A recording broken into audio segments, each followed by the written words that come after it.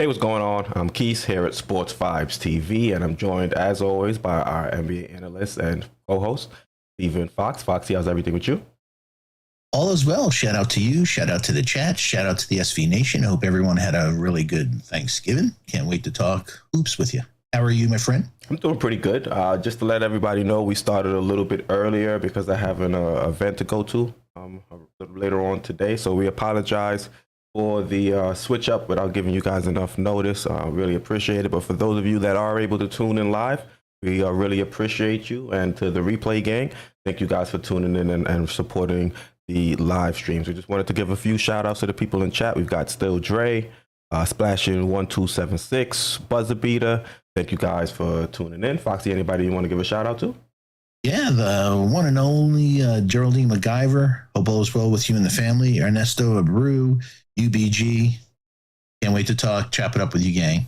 Yep, we got a lot to discuss. Unfortunately, the last game that transpired before or after our last live stream was the Portland Trailblazers against the New York Knicks. Unfortunately, that was a game the Knicks lost in overtime. And I think what was really unfortunate is the fact that we lost to a Lillardless Trailblazers. And we also allowed Josh Hart to have, 19 rebounds?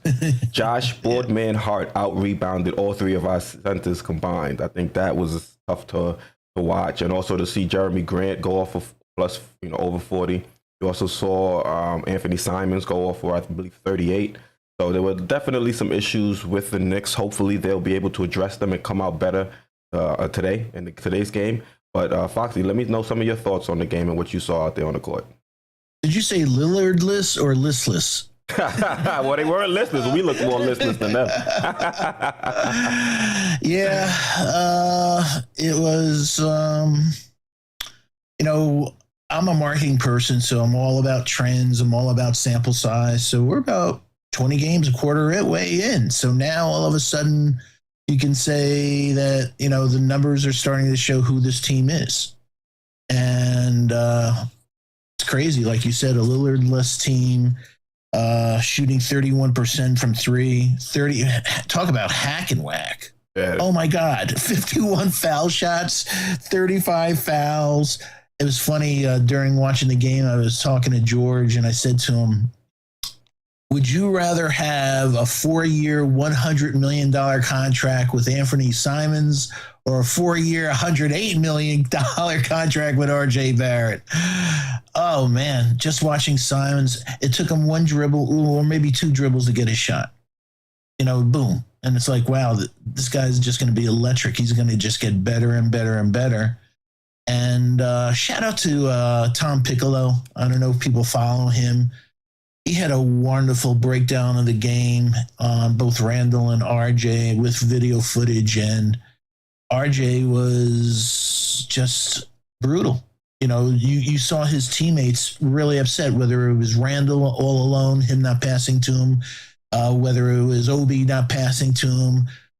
He's either selfish. 2 years ago, 86 blocks. Last year, 105, 25 blocks already with a trajectory about 110 times getting blocked.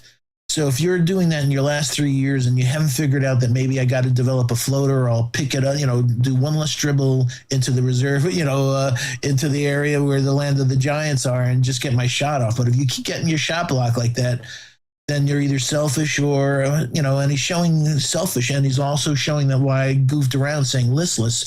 There was a play with Anthony Simons in the game where he just jogged behind him and let him just go right to the hole, full court. And when he first got the rebound, Simons, they were neck and neck, and Simons just left him. And so, like I said, we're rounded off 20 games in, and this is our team. You would think that 20 games in, that the communication both on offense, whether pick and rolls, the rotations on defense, the switches. I mean, it's brutal. Absolutely brutal that you're 20 games in and they can't communicate to a level of knowing what they're doing. And in fact, we brought up last stream, it seems like the kids. You see Grimes, you see IQ, you see the kids pointing, saying who, defensive assignments and stuff. Randall is just doing what Randall wants. And from the first game, whether it was Ja, and we'll see him again tonight, everyone just blows past RJ. Just everyone just blows past him like he's in cement. So I just watched the game in horror, like hoping, like again, I'm a fan besides an analyst. Oh, as a fan, say, come on, Knicks, man, turn it on for your fans. Let's see hustle. Let's see execution of the plays and stuff like this. It's what we did in the last stream, Keith. It's a roster issue on this team. This team definitely does have some issues, and RJ, he's right at the root of the issue. Unfortunately, I think the effort we've seen from him on defense has not been up to par. And I've been a fan of RJ. I've been championing for RJ, saying that I think he could be someone in this league that can, I don't know necessarily be a superstar, but he could be a pseudo star, someone that might make an all-star game or two and be at that level where they're always in the conversation at least. And from what we've seen recently, it seems like he's pressing. He's trying to force things way too much. He's getting into the paint, yes, but what he does when he's in the paint is he makes some bad decisions, whether that's going up when you have 2 or 3 people contesting you and not making the appropriate pass, whether that's over dribbling when you're in the paint and getting turnovers and things like that.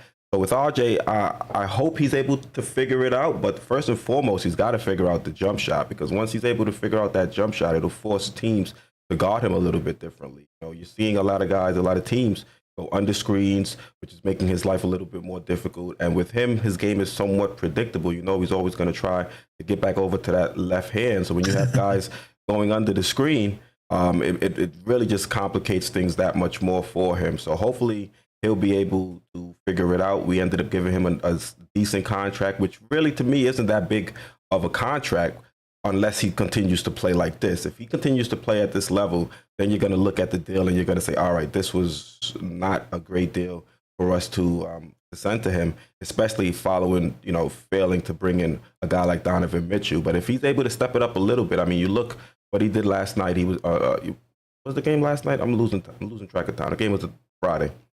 Friday. He was 6 of 22 from the field, only 1 of 7 from the 3-point line. I mean, he's hitting his free throws 6 of 8 from the charity stripe, and he got you some rebounds, but just simply not a good game from RJ. Had 19 points, 3 turnovers, and did get you 1 steal. And the 3 turnovers is following the game before that. What did he have? 5 turnovers?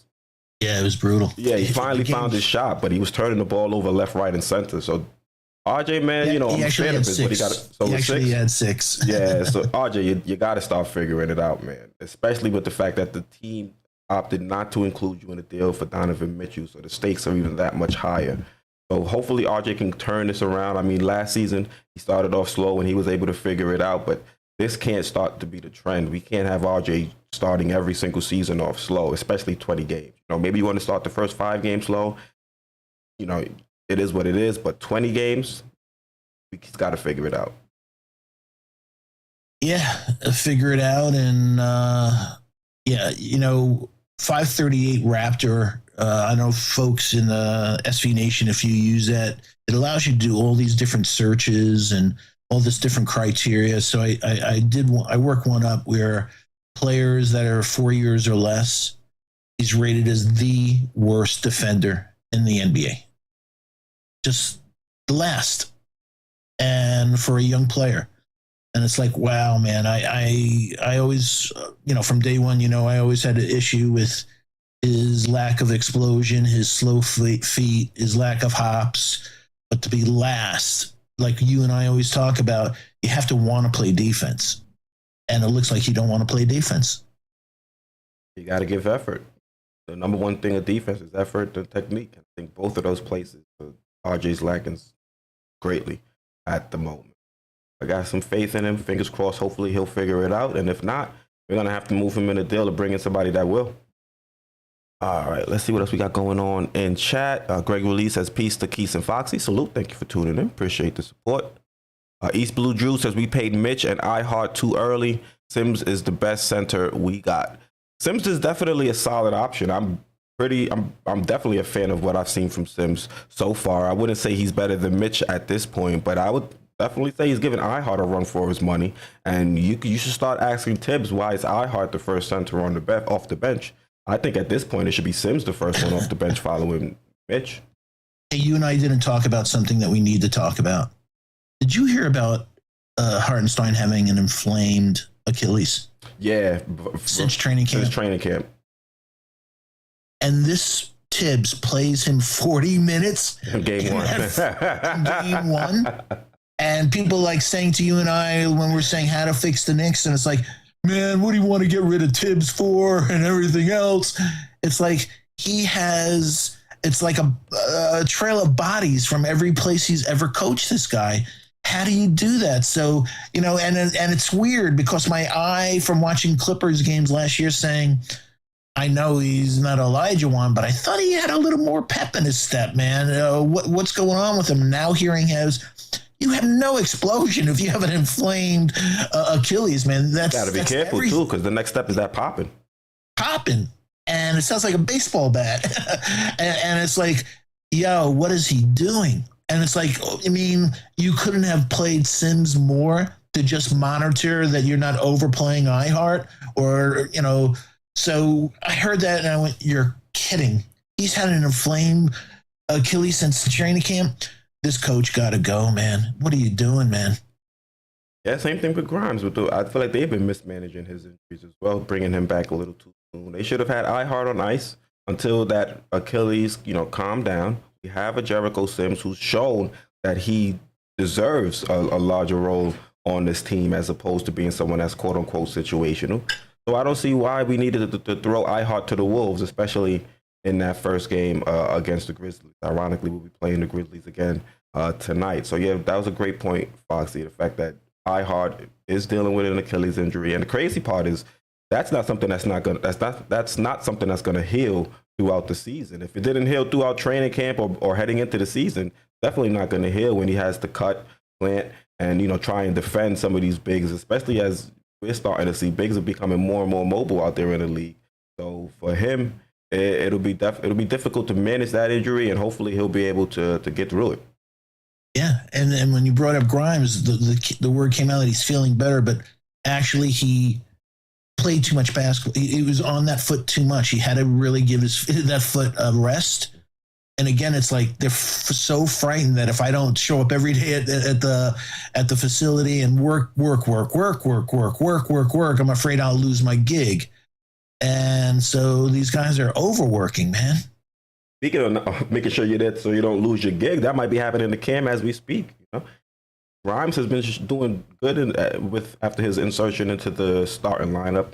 The shot isn't falling as much as we would have expected, but he's been able to create, find his teammates, and play great defense. So that'll be an interesting question for Tibbs to answer when Cam is healthy. Hopefully Cam, I think he was still listed as questionable for tonight's game, but hopefully he's able to come back quickly because we can see his defense was definitely needed in that game against the Trailblazers. It would have been nice to put him on either Jeremy Grant or Anthony Simons to see if he could have disrupted them a little bit, because it seems like they were pretty much scoring at will out there. Yeah, but that would take a coach that would bench RJ because of his listless play and say, you know what, I'm going to put Grimes and Cam together, and maybe they can help out on Jeremy Grant on switches too. So, this can't go on like this without something blowing up, because again, the wins we had this year, folks, were really against teams that weren't, up to full strength with their stars. That or they were rebuilding. It really didn't move the needle. Yeah. One eye on a tank like Detroit. Yeah. Well, who will be playing again this week as well? Exactly. Let's see what we have going on in chat. East Blue Drew says Tibbs does not care about hurting players even more.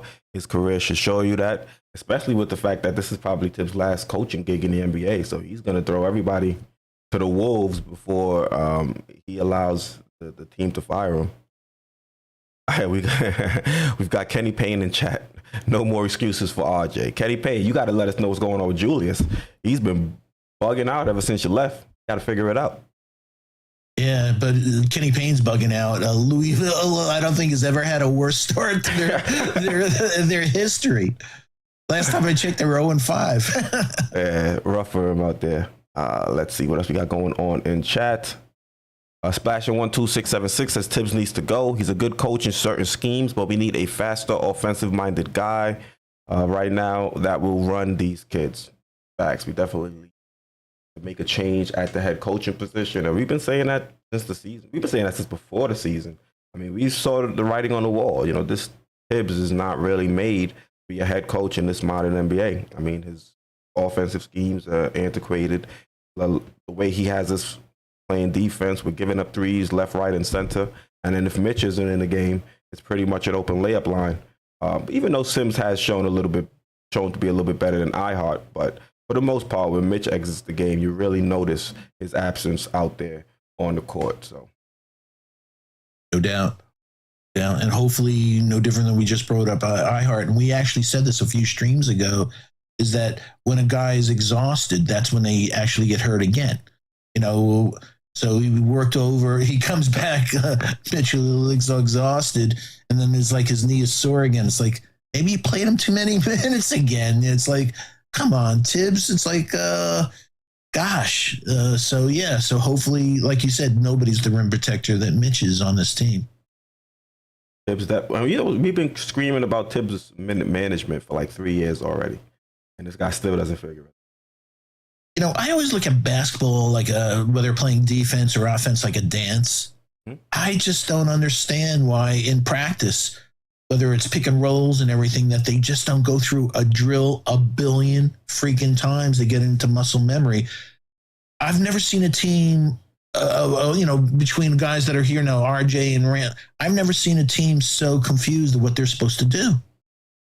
You saw Tibbs. Tibbs didn't know what they were doing. He said it on the broadcast. What the fuck are we doing? That's exactly what he said on the screen. I was like, I'm trying to figure out too, Tibbs. You're the coach. Let us know, please, because I don't know what the hell we're doing. Yeah, and if I see Obi leak out again, well, at least the good thing about Obi, it's now Sharman Toppin. He has a new nickname.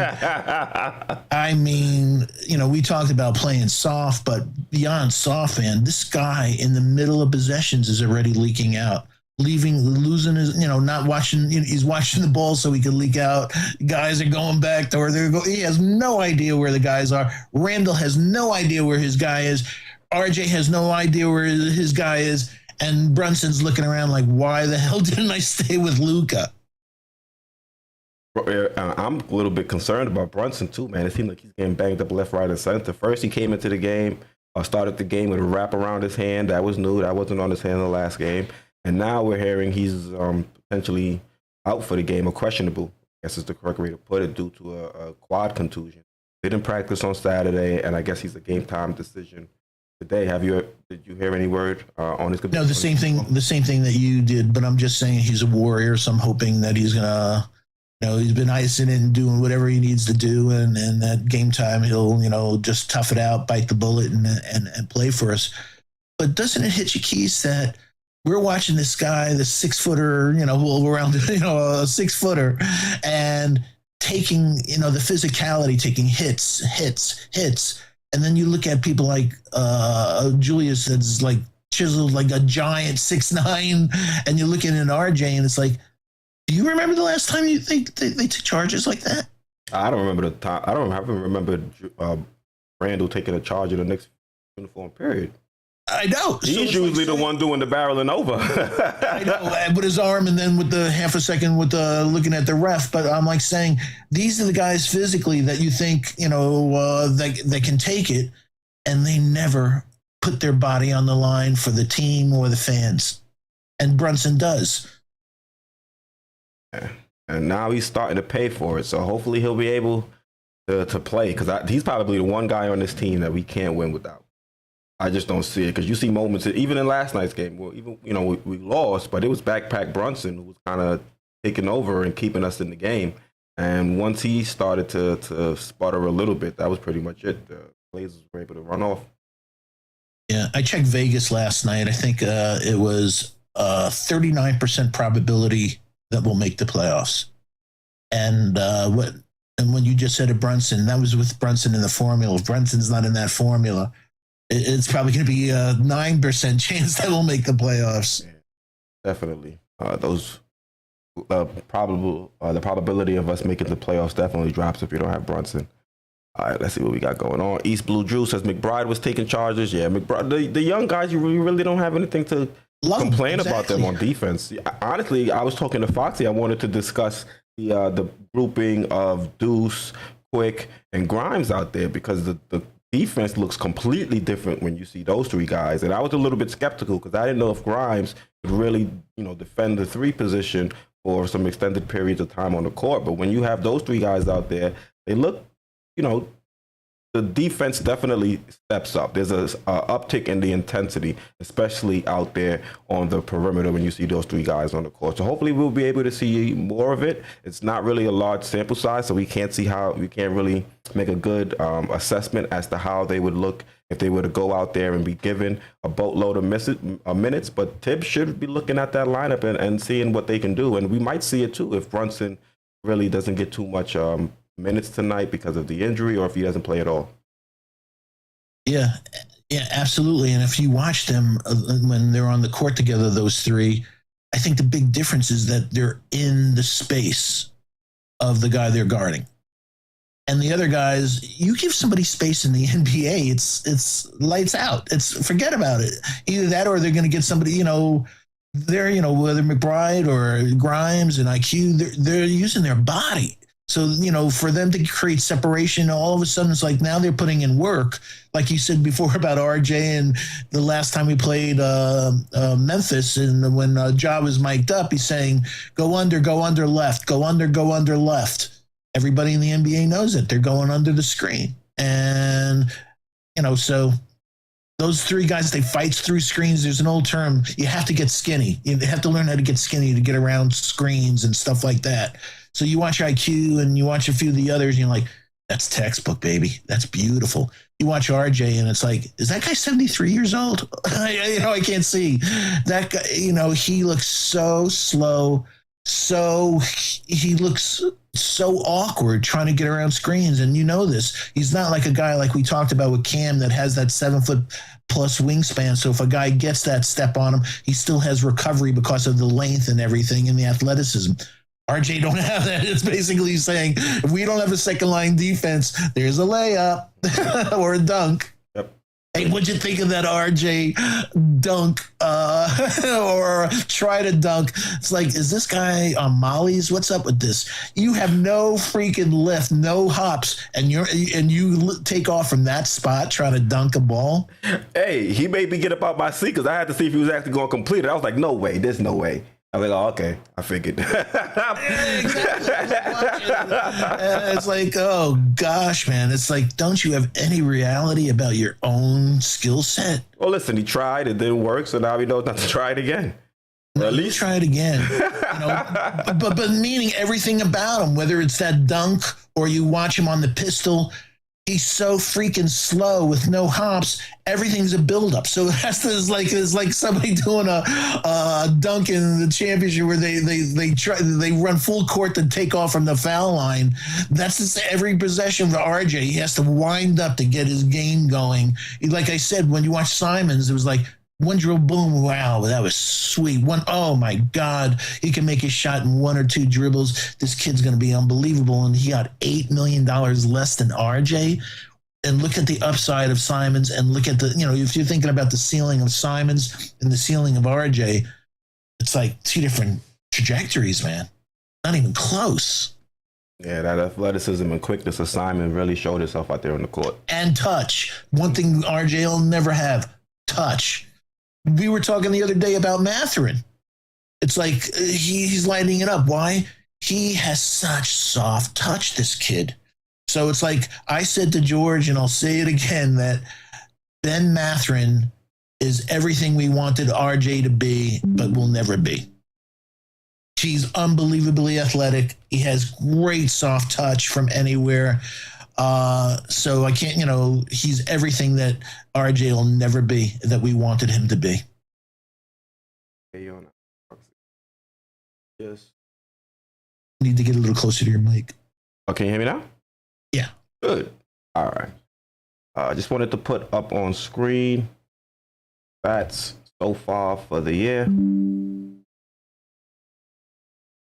Hold You can see for the season, Jalen Brunson is averaging 21.4 points per game, 3.5 rebounds per game, 6.5 assists per game, and only 1.7 turnovers per game. He's shooting 49.3% from the field, 30.5% from three, and 89.7% from the charity stripe. So, Foxy, Jalen Brunson has, I think, been, you can't even make the argument, but he's been the best player on this team so far. And I've been calling him Backpack Brunson because we've seen a few stretches of the game where he pretty much is able to take over and show us how deadly he can be, not only, off the dribble in the mid-range, but even if you leave him open from three, he can knock down the three. He's starting to get a little bit better, I believe, and knocking down and converting some three-pointers. So, Foxy, from last game, how have you felt about Jalen Brunson's performance so far with the New York Knicks through 20 games, or almost 20 games? I think he's wonderful. The team can't shoot, so him having 6.5 assists. Imagine if he was with a team that could shoot. So that impacts him there, and his ratio of assists to turnovers is fantastic. The only thing that me and the SV Nation, we want him to pick up on that 3-point. I think by the end of the season, he'll be around league average, but he's absolutely shooting below where he should be on the 3-pointers. But Jalen's doing everything, and also foul shooting in crunch time. It's when he goes there versus other things, you're saying to yourself, you know what? I feel real comfortable with Brunson going to the line in crunch time. So so I'm really happy with Brunson. I just wish he had a better supporting cast. Did you lose me? Yeah, I don't know what's going on. Zoom just started tweaking. Ooh, the ghost of Foxy. Ooh. How did it look now, Foxy? Did it get better? I'm the core of the man I used to be. All right, there we go. All right, cool. Oh boy, that's one ugly motherfucker. Yo, oh my God. I tried to do some things low key. Apparently, my laptop wasn't charging. I went to go charge it, come back, and now everything went haywire. But we got it fixed up. So all right, we're back in the swing of things. So yeah, definitely agree with you there on Brunson. Definitely been a fan of the way he's been performing. Let's see what we got going on in chat. John Talento says he's been our MVP. Facts. Hi, John. Hope you had a nice Thanksgiving with the family. I love John Talento, man. He's smart. He's just good people, man. We're blessed to have him as a friend. Salute to John. Bricks Nation, 3 bad long-term contracts, by the way. SMFH. Which would the 3 be? RJ, Randall. Who would the 3rd be? What was the thing? Who was the... Bricks Nation said 3 bad long-term contracts, by the way. Mitch, I wouldn't have signed Mitch. Meaning, like you and I said from day one, $12 million more than Robert Williams. So Mitch is a bad contract. RJ is a bad contract. And when we say bad contracts, it's about learning. You gave the contract 1 year too early to Julius. Gave the contract 1 year early to RJ, and Jalen Duran, who we picked, has more rebounds per game than Mitch. He's shooting, folks, 38% from the foul line. Did you see those line drives? Yeah, I think he dented the damn rim. We've been saying, 400 miles per hour. Who the hell, don't be showing us threes and all this other shit in preseason. Let's see a real foul shot. That's why with Jericho Sims, we're saying, look at the beautiful arc on that ball. The touch and everything. Yeah, he's worked on that. So he can, he gets in foul trouble almost every game. So it's like, whoa. I thought that was something he got over from his rookie or so year. So his foul shooting, everything like that. Sims is better in the pick and roll than Mitch. He's regressed there too. So yeah, those contracts are crazy. They're going to, they're strangling us now, and puts us in a situation that if we want to get rid of those contracts, we have to get rid of some of our prized draft assets. I don't think Mitch's contract is that bad. I'm looking at it now.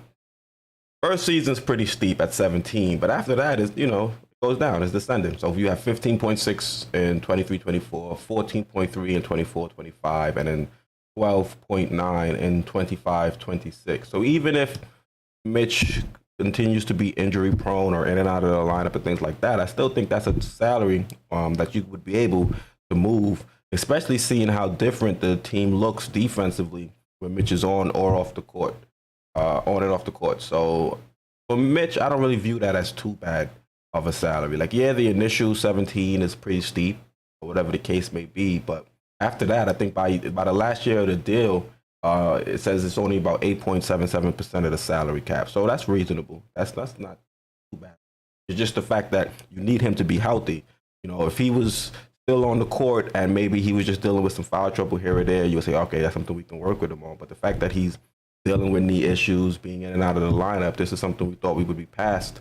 And when we gave Mitchell Robinson that deal, trying to fight through it. I don't know how wise that might be. You have a big man like that trying to fight through knee injuries. It doesn't necessarily seem like a recipe for success, but he's out there and hopefully he'll be able to contribute. Yeah, but I ask you a question. We're in crunch time. Key moments of the game. He's shooting 38% from the foul line. How, do you play him or do you play iHeart and or Sims? Because God forbid, Hackaway, they'll foul. It was a smart move to foul Robinson. Let him go to the line. Yeah, you can play Sims. I'm not saying that because Mitch is being paid what he's paid, he has to be on the closing lineup every single night. If there's a reason for Sims to be in over Mitch, you still do it. But I don't think the salary per se is something that's too egregious. Especially seeing that, towards the end of that deal, it gets easier to move. You're just enamored with Sims' jump shot off the backboard and one. Yeah, that was pretty sweet too. That was pretty sweet.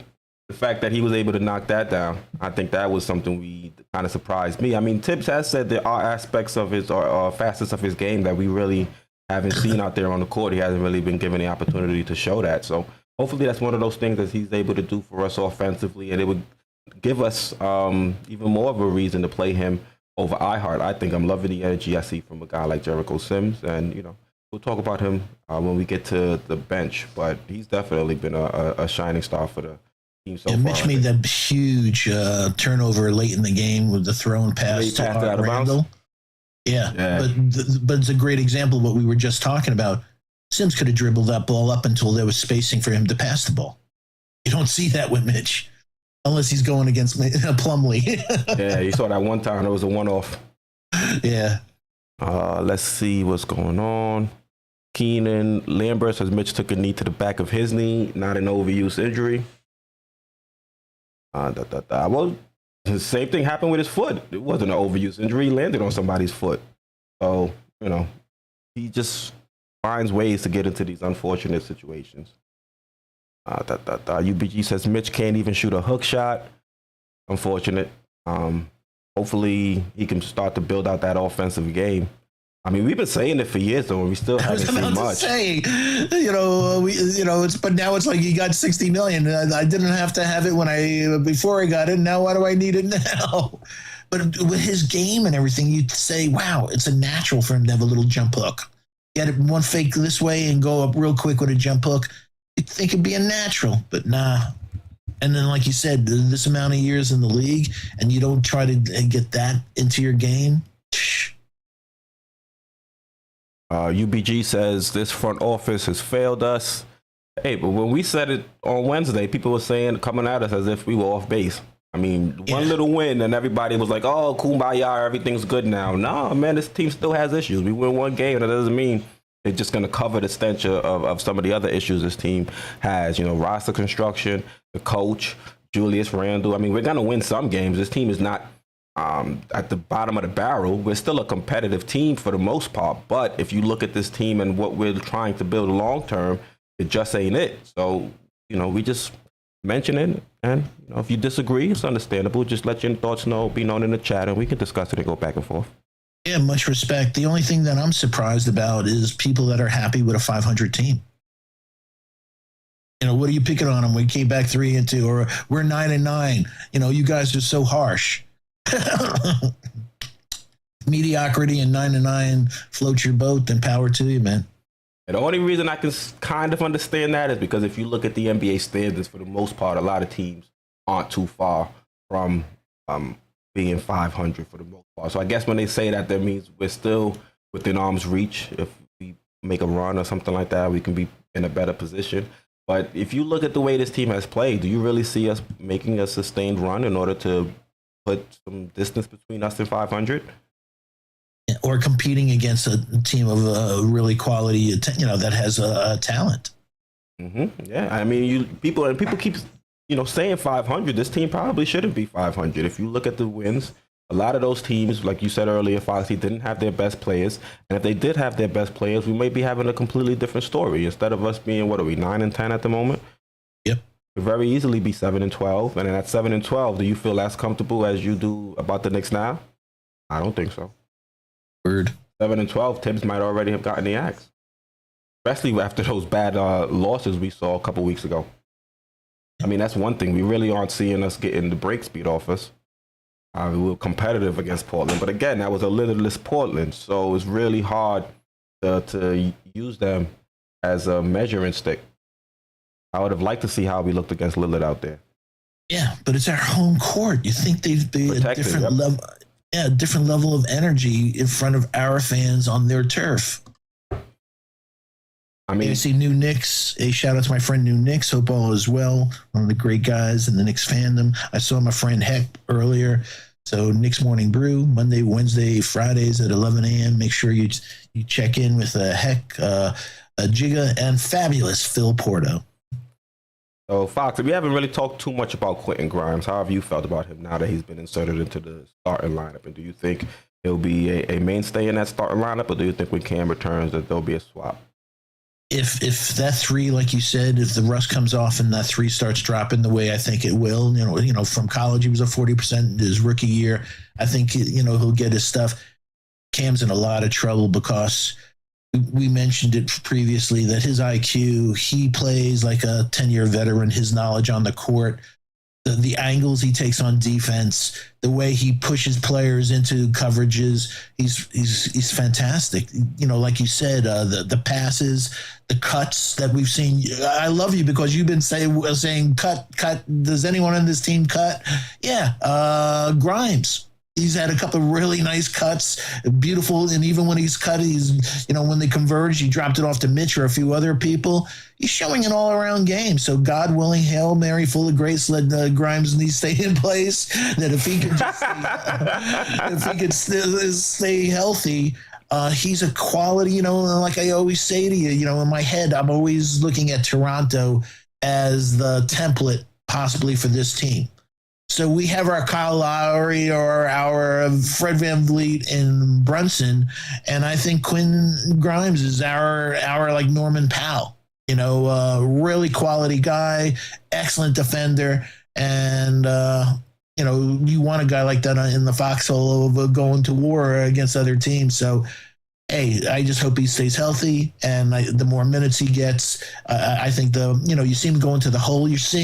We talked about from day one, it's all about development. So we're seeing development, him going to the hole. We're seeing him cutting. We're seeing him passing. We see a couple of middies with him. Like, wow, that's beautiful. We talked about IQ, whether his defense and other elements. And then when we came back, it's like, what has RJ added to his game visually that we're saying, wow, that's a new bag of tricks? Nothing. Not much, yeah. We've even seen Quick from season to season start to add new things to his repertoire. I mean, really haven't seen that much from RJ. We see it at times. I think he started to debut a little bit of a step back, but we haven't seen much of that. And if he is going to debut it, he's not going to make it. He's shooting 26.4% from the three-point line. In a grand block his shot the other night on his thing. Yeah. That was a little bit of a step back that he got the fingers on. Yeah. He's just so slow. You can't do that against elite defenders in the NBA, man. They'll light you up. Yeah, but I've liked what Grimes has been doing so far in the starting lineup. But I just differ when it comes to where he should be when Cam is healthy. I still think when Cam is healthy, he should be in that starting lineup. And worst case scenario, maybe if RJ needs some time to clear his mind, you send him to the bench and you start Cam and Grimes in the starting unit. But outside of that, if you're going to keep RJ, I would still elevate Cam, if healthy, to the starting lineup. And that way Grimes can operate a little bit as a playmaker with that second unit, especially now with D Rose being a little bit injured. That second unit might need a little bit help in terms of somebody that can create for themselves somewhat and also create for others. And I think Cam, although is a good passer, he's not always a willing passer.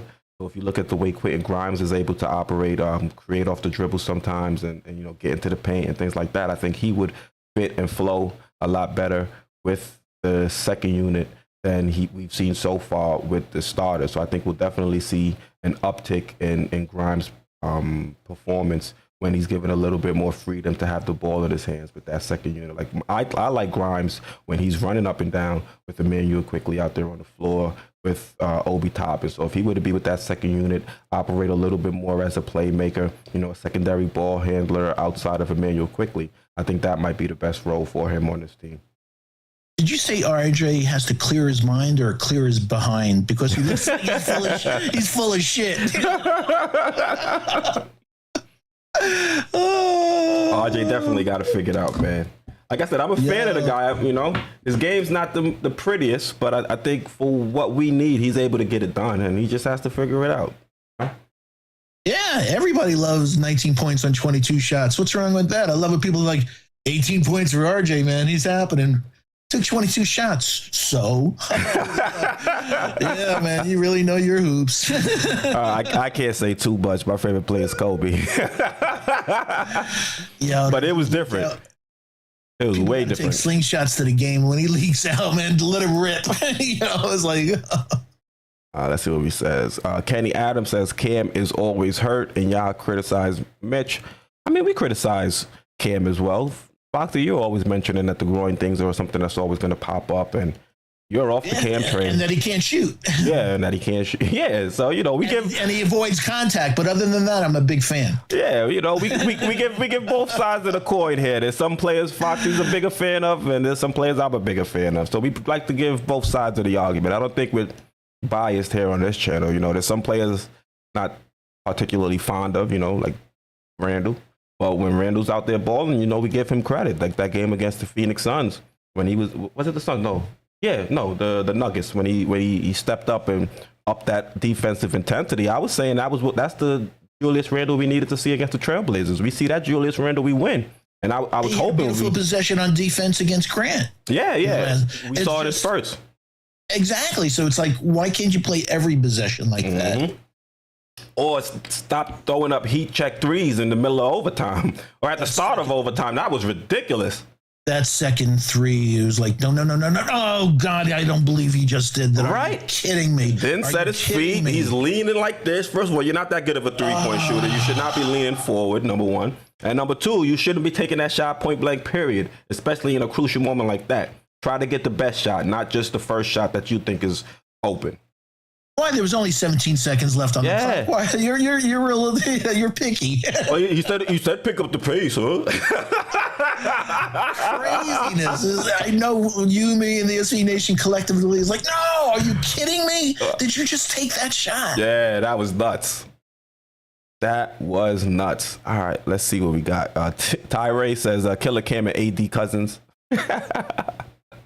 Lex the Destroyer, thank you for tuning in. Appreciate the support. It says salute to Keith and Fox, salute to the chat and the Wrench Mob.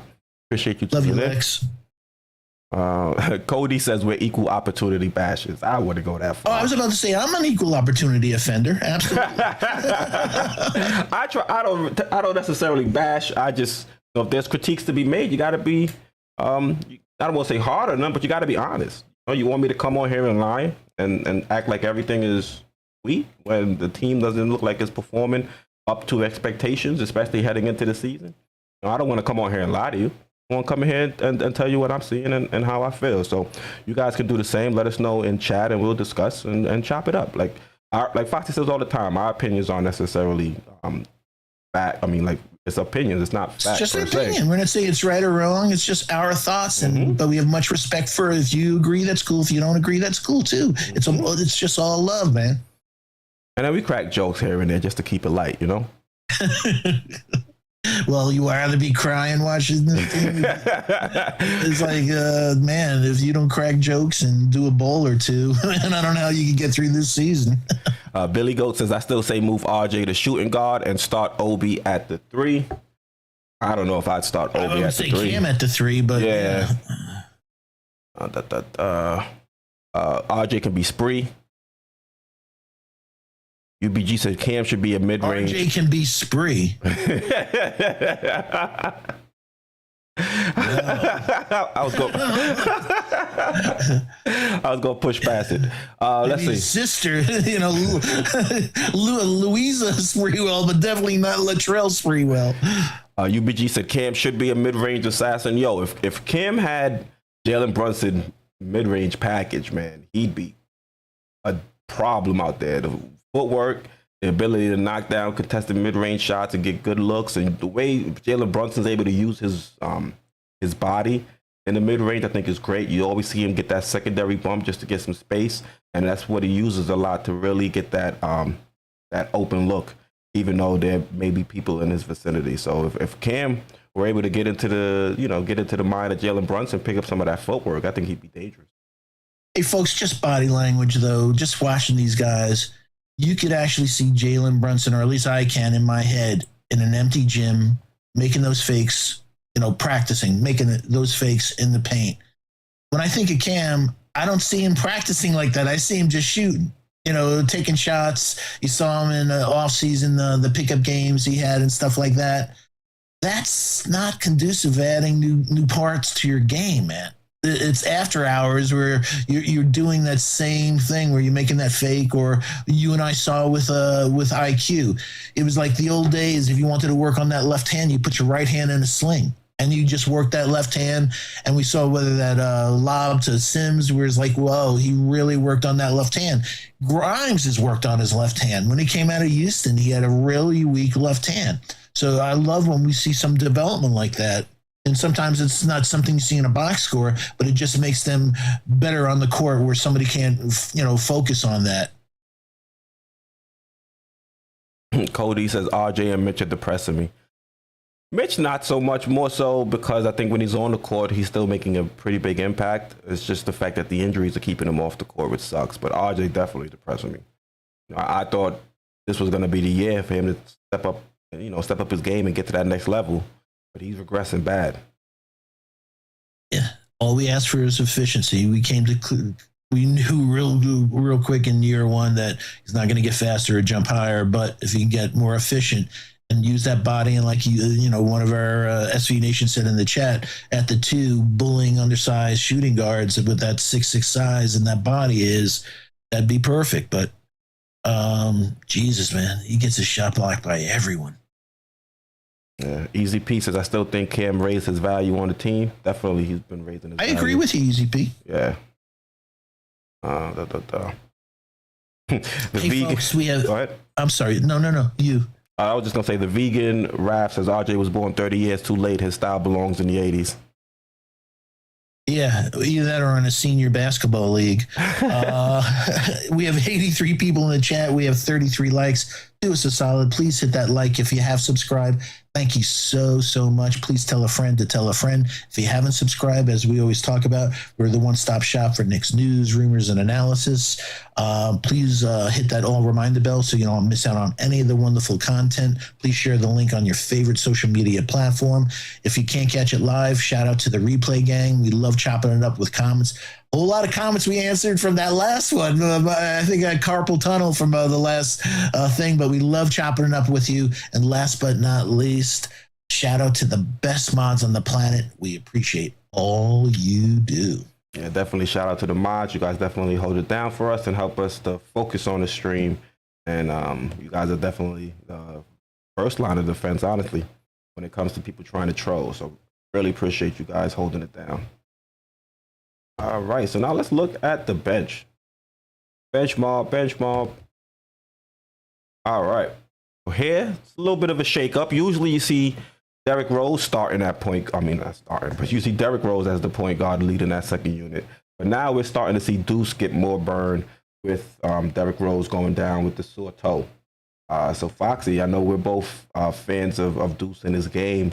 Has he been impressing you so far now that he's given some opportunities to get out there on the court? I mean, you see the 3-point shot really isn't there for him, but I guess not really in big volume. He's only shooting 11.1% from the 3-point line. But defensively, I think he's definitely making some strides, and he's showing that he can be a disruptor when given an opportunity. So how do you feel about Deuce and how he's played over the last couple games in Rose's Serious D, what a difference, Grimes, Deuce, and IQ make on perimeter defense.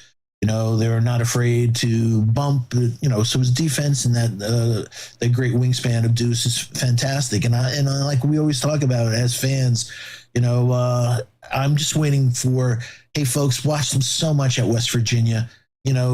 His shots, I can't wait. It's going to fall one of these days where his rhythm finally hits and he gets his shot, from whether mid-range or that he shoots a lot better than he is, because that defense is fantastic. If he can just show a little of that offense that he displayed at West Virginia with that great defense, and in college, man, lit up Cade Cunningham when he was at Oklahoma State and stuff. I knew he had the talent to do, going against the top players, in college. So yeah, we talked about it, that toe on D Rose. Lakers, a few other teams are thinking about Rose. I hope it happens.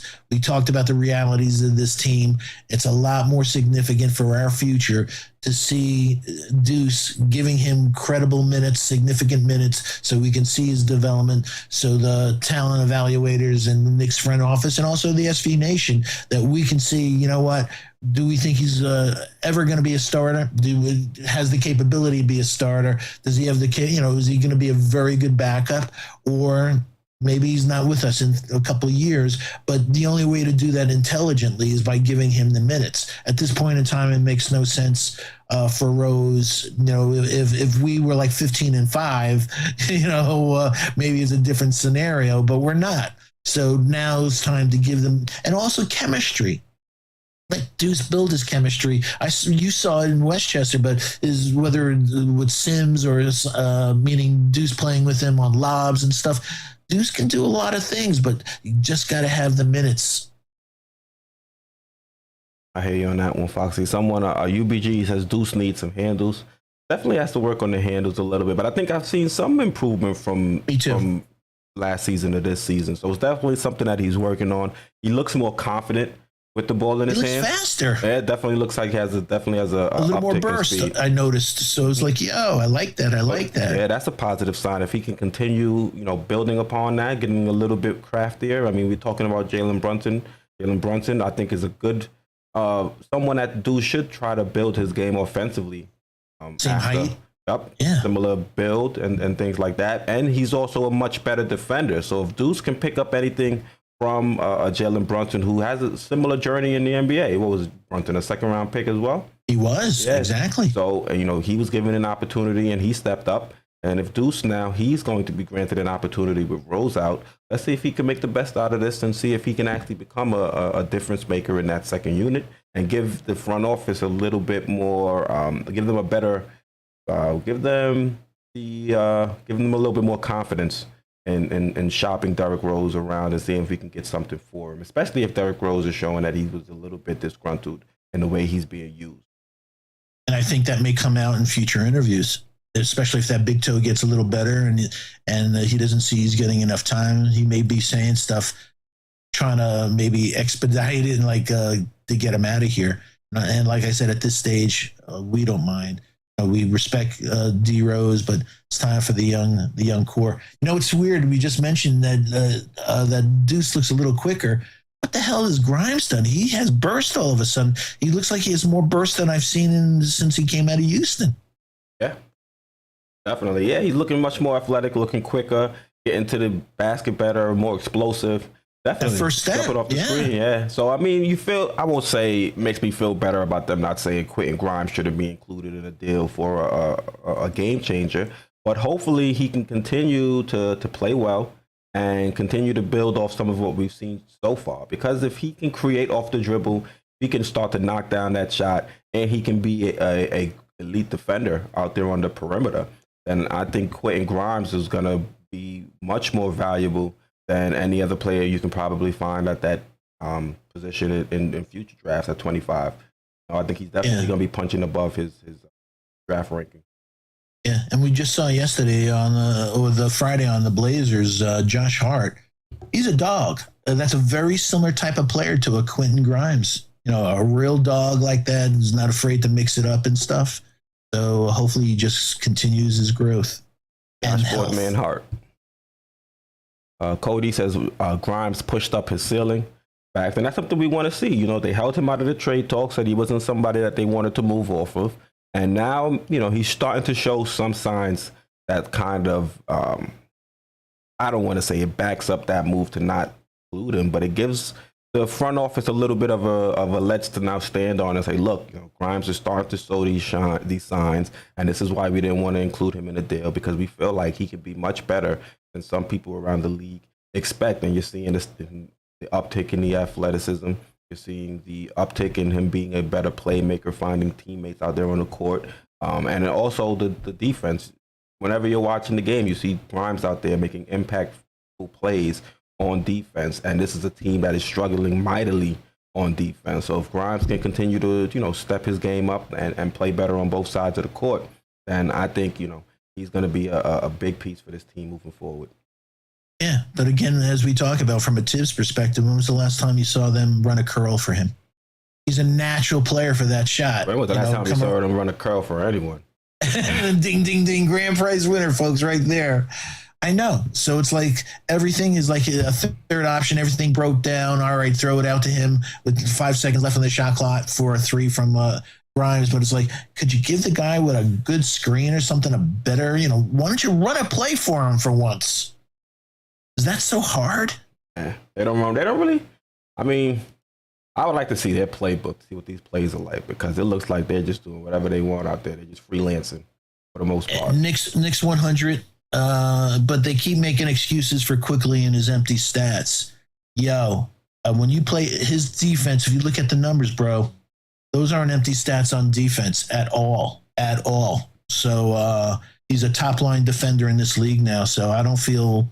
his offensive game, I'm with you. It has to come together, and, we don't know what the hell he's playing, point guard, shooting guard, or whatever. But the other elements of the game, you have to tip your hat to him. Come on, Knicks 100, man. You don't think his defense is now really excellent league, very, very top defense?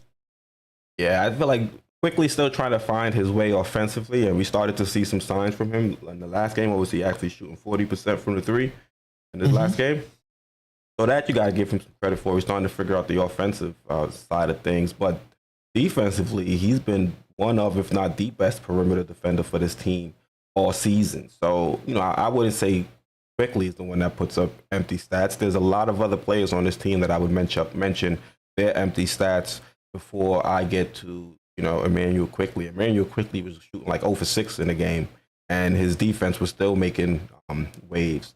So I wouldn't necessarily say the offensive stats you see from Quickly are empty per se, especially with the defense that you're seeing him play. And honestly, Quick, if you look at the shots Quick is able to make, I think Quick makes shots at great moments for this team to kind of change the momentum. So I wouldn't call Quick's stats empty. I would say he's definitely a spark plug off the bench, and I think he's very important to this team long-term success, especially rallying the bench and rallying other players out there on the court. We haven't seen much of the showboating IQ where he's wheeling and dealing, knocking down the threes, doing his little dances after making shots. It doesn't seem like he's having as much fun. You're down by 15. True. I hear you on that one. But Knicks is like, why, I didn't see that defense on Sumner. Man, it's the NBA. Everybody gets lit up. They're the best in the world. So I don't care. I've seen the best defenders get lit up. That's what it's about, the NBA. Sometimes, how many times have you watched the highlights and like, couldn't play any better defense on that guy, and the guy, he made the shot. He made it again, and he made it again. Sometimes they just get in zones. There's nothing that you can do. So if you are able to make it to the NBA, anything can happen on a given day. Facts.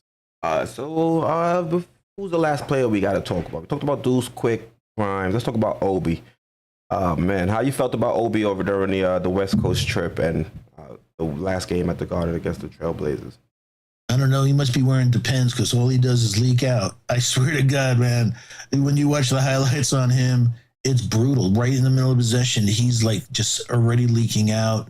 I don't know about his confidence, but anybody that says with all the issues with Randall, if you forget about the issues from the head up, just the game, rebounds and all, it's not in the league of Randall. Come on. His defense is absolutely terrible. His closeout defense, all of his defense, he's terrible. Absolutely terrible. So I was hoping that was one area, but he's just enamored with, getting the ball in transition. Can't do that, man. He was soft on a rebound in a critical moment during the game, couldn't get a rebound and stuff like that. How many shots has he missed over the last couple of weeks? Like, I brought it up and I wasn't like, there's no nastiness to his game. It's like, when no one's around, you do your dunks, but when there's people there, you go for a layup. Dunk it in their face. Worst case scenario, I don't think he's going to the foul line in a week, folks. Hold on. That's one game. That's 2 shots. No. 3, Toppin. He hardly ever gets to the foul line. I mean, hardly ever gets to the foul line. So it's not like a guy who draws fouls and all these other things. And he's totally dependent on other players making him as good as he could be because he can't create his own shot. So, man, there's big issues here. Yeah, definitely some concerns, especially over the West Coast trip in the last game he played. We really haven't seen him be able to knock down the shot or be too effective offensively. But, I mean, he's in a tough position. He's behind a guy like Julius Randle, who I agree with you is more talented at this moment in their careers, but the team still plays better with him on the court. Outside of, the team still plays better with him on the court instead of Julius Randle. So I'm still trying to put my head to it to try and figure out why, that is. And I think, you look at he doesn't hold the ball for 10 seconds out of the shot clock. ISO Randall. That kills the team. I'm serious. That's one of the reasons. It's a huge difference. He gets the ball, Obi, and if he doesn't do his thing, as you can see, it's usually a dribble handoff or he gets rid of that ball immediately. Randall, you're like, oh, shit. Here comes ISO. Hey, shout out to Big Chino, my friend from LA. I have an elite quota now per show because of you, Big Chino. So I'll only use it once or twice a game show. So Big Chino, you absolutely impact our show. I love you, man. Jesse Rodriguez, how are you, man? So Foxy, I pulled up Obi's game log. His last free throw attempt was against the Warriors, which was 11-18. He had 2 attempts. And then before that, he didn't have a free throw attempt until 11-9. I rest my case, counselor. So that's 3 free throws. I'm about to speak fake patois. So that's 3 free throws in the last 1, 2, 4, 5, 6, 7, 9. In the last 9 games. That says a lot about your game, man. More aggressive in getting to the line. Yeah. It's a free shot. You want to do that. You want to get to the line. You get your guy who's defending you in foul trouble, get a second team guy or a third team guy on you. That's what the game's all about.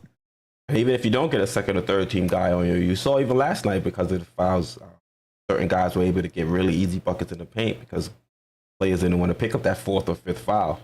So there's definitely a game in trying to get your opposing team foul trouble. And unfortunately, in the last game, refs were kind of on the Trailblazers side because that second quarter was brutal. Was. All right, so before we move ahead or move along in the show, let's talk about iHeart for a little bit. You can see averaging 6.7 points per game, 7.3 rebounds per game while shooting 53% from the field, 23.5% from the three-point line, and 85% from the charity stripe. And in recent games, we're starting to see Jericho Sims kind of usurp iHeart's position out there on the court. We've even seen Jericho Sims close a few games. So do you think this is because iHeart might not be as good as Jericho Sims for what Tibbs is looking for? Or do you think this might be, because of that Achilles flaming up and because he's not able to be 100%, he's just a liability out there on the court. I think, once I found out about the inflamed Achilles, I'm going to back off a lot because that's a tough injury, folks. So this is a really gritty dude going through it. But even I think if he didn't have that, I think it's about the NBA, who we are, the league where it is, and Sims' speed, foot speed, and the versatility out on the perimeter on switches and stuff like that. I don't think Isaiah with a healthy Achilles will be close to Sims' versatility and speed there. So, but also it goes back to Tibbs. We saw in preseason beautiful passes from Isaiah, and the guy is not even averaging, one assist. No different than we just said about Grimes a few minutes ago. Why don't you run a few plays through Hartenstein? And like we said, cutting. He's a big guy, so 7-footer. He sees the open passing lanes and stuff like that. Put him in that situation a couple of times. Change it up for the team. Like, I don't know. Brunson had it this time. They ran it through Hartenstein. Show different things. The guy has that ability to make some beautiful passes, but we haven't seen that. We saw maybe one glimpse or two glimpses for the whole preseason, for the whole season. Nothing like we saw in preseason. So I don't think they're really utilizing him. Obviously, his 3-point, the whole stretch, 5, bring it on, hasn't come to fruition on him, and I don't know if it ever will. The numbers last year were misleading because the volume wasn't there. But as we said, he's a really good backup center, Sims, like you said, usurped him. His skill and there's elements like we talked about, whether taking the ball. There's elements in a Sims game that I know is there that we haven't seen yet that is going to blow us away. So let's, and I understand we saw that again, Nurkic, that he's basically 6'9" and change, Sims. So it's really difficult in certain situations if there's a real big 5 there that knows how to use that butt of his, like, in that key and those shoulders and everything. And no matter how strong and how much hops he has in the NBA, you know how to use that body. It's really tough, man. Especially if you have decent footwork like Nurkic down in the post as well. Yeah, he's an experienced pro. So, but I couldn't ask any more from Sims and Hartenstein. Now that I know that he has that injury, props to him, man. That's a real gritty guy that's laying it on the line for the team. Man, and like you said earlier, man, what are we waiting for that to snap? You're really, that's a crazy injury, man. We saw with KD a number of years ago, where it was like maybe they should rest him. Achilles, yeah. And maybe rest him, ball. He popped it. Oh shit. Hopefully iHeart can figure this out and come back better if they do sit him and allow him to recover. Because I think it's a difficult spot for us to be in right now, seeing that Mitch is banged up. So it really wouldn't be in our best interest to really put him in street clothes, because we don't know if Mitch can potentially, re-aggravate the knee injury. It's fragile. Or also, our bigs have been in foul trouble for the majority of the season. I think if you look at both iHeart and Mitch, they've dealt with some foul trouble throughout the year. And remember, they came at us, Foxy, when we said, it's good to have 3 centers, because if there is some foul trouble that comes up, like, there goes the narrative, it's the agenda. I'm like, what? It's legitimate. This is basketball. Players get in foul trouble. You need additional bodies just in case. Yeah, it is what it is. We were saying that, and it's like, nah, man, teams don't play that type of rotation. Well, you got to play that rotation if the guy has 5 fouls. Yeah, man. Exactly. Kind of forces your hand. Give a quick shout out to Jesse Rodriguez. Salute. Thank you for tuning in, my brother. Appreciate you. We got to see if we'll catch another Westchester Knicks game. When I was Jesse last year, go catch a game. I don't know if they're still over in Bridgeport. I think they're still playing in Bridgeport, right? For at least they are playing in Bridgeport. All right. Let's see what else we got going on. Keenan Lambert says iHeart has been playing soft. Yeah, he's been playing pretty soft, I think. I mean, there was some games where we kind of, stepped it up and he had some big rebounding games. But for the most part, I think he could be a little bit more physical. But like Foxy has mentioned, he's dealing with the Achilles. So yeah, that's about explosion, man. Mm-hmm. So he may be holding off because he doesn't want to, let it rip and go up in the air. It's like, I got to play cool on this or I'll blow out my Achilles. Cody says Sims with more experience is going to pay dividends. I see a young Ben Wallace archetype in him. If you want to go with that archetype, I think that's better than people comparing players to players without saying or specifying they're talking about the archetype, similar play style as opposed to not being the same quality of players. So thank you for specifying there, Cody. Yep. K. Thomas says Mitch might get hurt in street clothes. Yo. Oh, man, that's hilarious. He's cool, AK. The Gregory W says, salute. I think it's time to strip this thing down and realize we have one leader and role players. We need more two-way players and a coach that develops young talent. Hart is a turnstile on D. Yeah, Hart is definitely a turnstile on D, but, we got to give him the benefit of the doubt. He waited a while to let us know that he was injured, but now that we know he was injured, you can kind of understand why he's unable to move out there. Defense. It's crazy. It's like you don't hear anyone yelling at each other to the level that they should be. To communicating on assignments and switches and stuff like that. And Highheart has been brutal on switches, but it may not be so much as it is part of his problem. He has to take ownership and accountability, but it takes two to tango, man. Somebody's not listening. I hear the fans louder than I hear the players communicating. Word. Exactly. Fans were trashing the refs on Friday. And rightly so, man. It's getting brutal. Hey, it's supposed to be entertainment. That's not an entertaining game when they go to the line 51 freaking times. That's like, come on, that's like watching baseball. I hate baseball now because, it's like you can have a kid by the time the game's over. All right. See what else we got going on in chat before we pivot a little bit and get to today's game. Keenan Lambert says Sims at power forward. I don't know if he has a shot. I mean, if he develops a shot, you can definitely try him over there at the power forward position. I mean, Fox, you mentioned he's 6'9". Probably only looks like a center because of the afro. But he is mobile enough to play that forward position. We've seen him guard, even smaller players out there on the perimeter. So if he is up against a very athletic four that's nimble, I think he'd have a pretty decent chance of staying in front of him. So him at power forward, old school four, man. Mm-hmm. Yeah, him at power forward could work. He would just have to, like you mentioned, be able to develop a outside shot. So Keenan Lambert, thank you for that.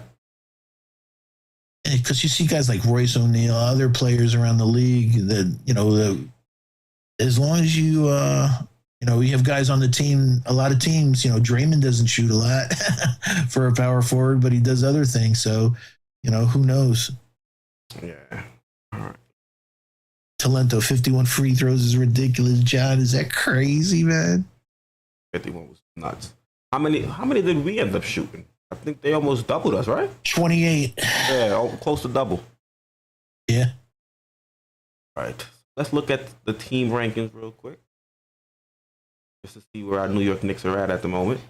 You can see we are 13th in points, averaging 114.2 per game. 4th in rebounds, averaging 46.1 of those per game. 21st in assists, averaging 23.7, which is better than what we did last year, but we definitely can do much better than that. Field goal percentage, we're only shooting 45% from the field, which is good enough for 25th in the league. 3-point percentage, down there at the bottom of the league. We are the bottom. Yeah. They say we're bashing everybody, so I was trying to be nice. The 3-point percentage is shooting 31.6% from the 3-point line, which is, as Foxy said, is last in the league. And the free throw percentage, which has been phenomenal, 80.2, which is good for 10th in the league. So Foxy, I'm pretty sure the 3-point percentage jumps out to you, but anything else jumps out to you from this ranking so far in the league? It's the 3-point percentage because of the way this league is going. And you see the teams, the mixes and everything else, that if you're last in the league in 3-point percentage, you're in a lot of trouble. You're in a lot of trouble. And also because a lot of 3 points, if you're shooting bad, that means a lot of times it's long rebounds and puts them in transition or fast breaks. Nice.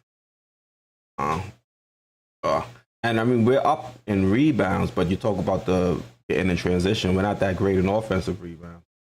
So that's even adds to your point about other teams being able to get those long rebounds and push it up the court for fast break and easy bucket opportunities. Yeah, against Phoenix, they had 22 offensive rebounds against us. Mm-hmm. Yeah. Just a couple of games ago, man. It's like, you can't do that. You can't give them second chance points like that. And how many times have we watched the game, you and the SV Nations, like, come on, third chance, fourth chance. Are you kidding me? Where's the hustle? Where's the boxing out? How do they have so many shots at this? It looks like we have like grease on our hands sometimes. Can't hold on to the ball. I mean, there were some situations like that in against the Portland Trail Blazers where we couldn't secure the rebound, and real crucial moments of the game. Yeah, shout out to Frequency, man. Day one, good guy, talented guy. Hope all is well with you and your family. Salute.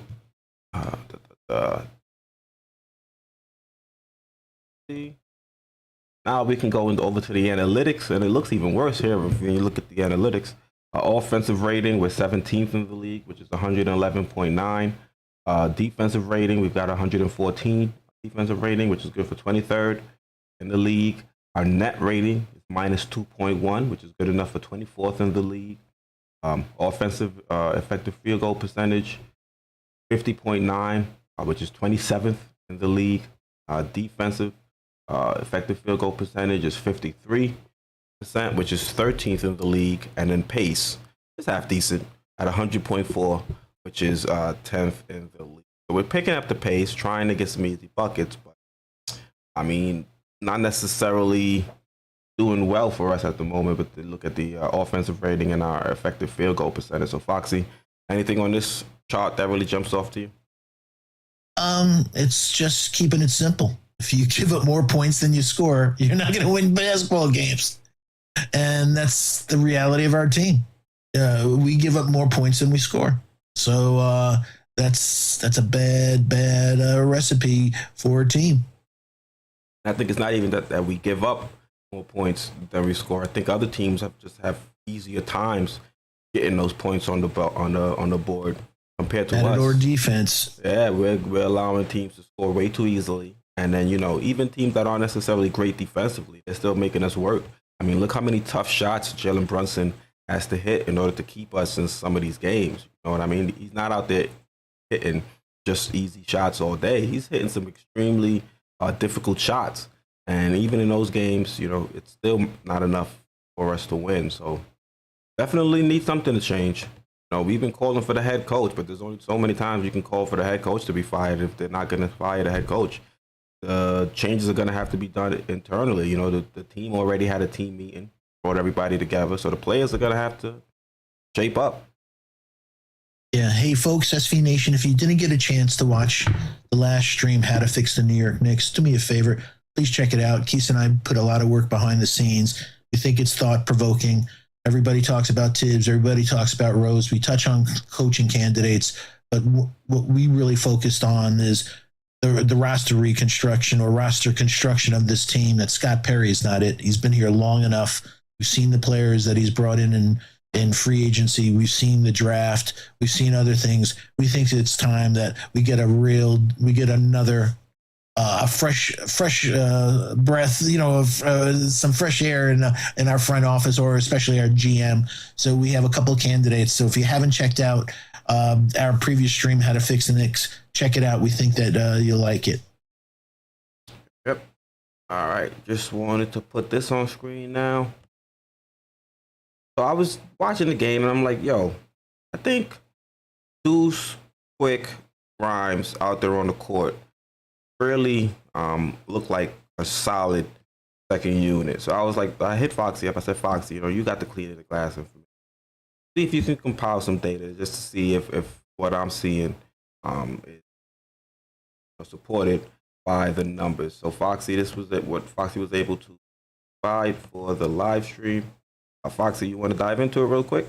Yeah. So, folks, unfortunately, it's a real small sample, only 15 possessions where the lineup was Miles, IQ, Grimes, Obi, and iHeart. But you can see that they're in the 100th percentile, meaning if it's orange, it's great. that from a differential standpoint, when that lineup's been on the court, they've scored 33 more points than they've given up. The points per possession, again, 100 percentile. Field goal percentage, again, 100 percentile. The turnover percentage, so it just means how many of their possessions results in a turnover. So 82 is still a very, very good number.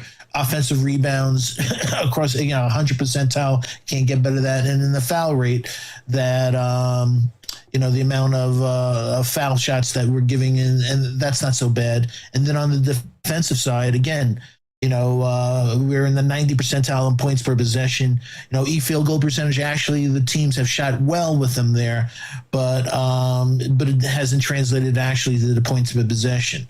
So the turnover percentage, the offensive rebounds, and, they're not overly fouling the hack and whack that we've seen in the last few games. So it's absolutely that if Keith and I are able to get this off Cleaning Glass and the subscription services we have for stats, the Knicks front office, it's lunacy with the perimeter of defense and how we're getting lit up for three that they don't go to this. And if there is a change, maybe Sims instead of iHeart. And it'll make it even more of an intense defensive team. So it's a small sample, but man, I don't know how they cannot look at this and say, wow, let's see if we, from a sample size, if we increase this, if they can continue both on offense and defense, this great play.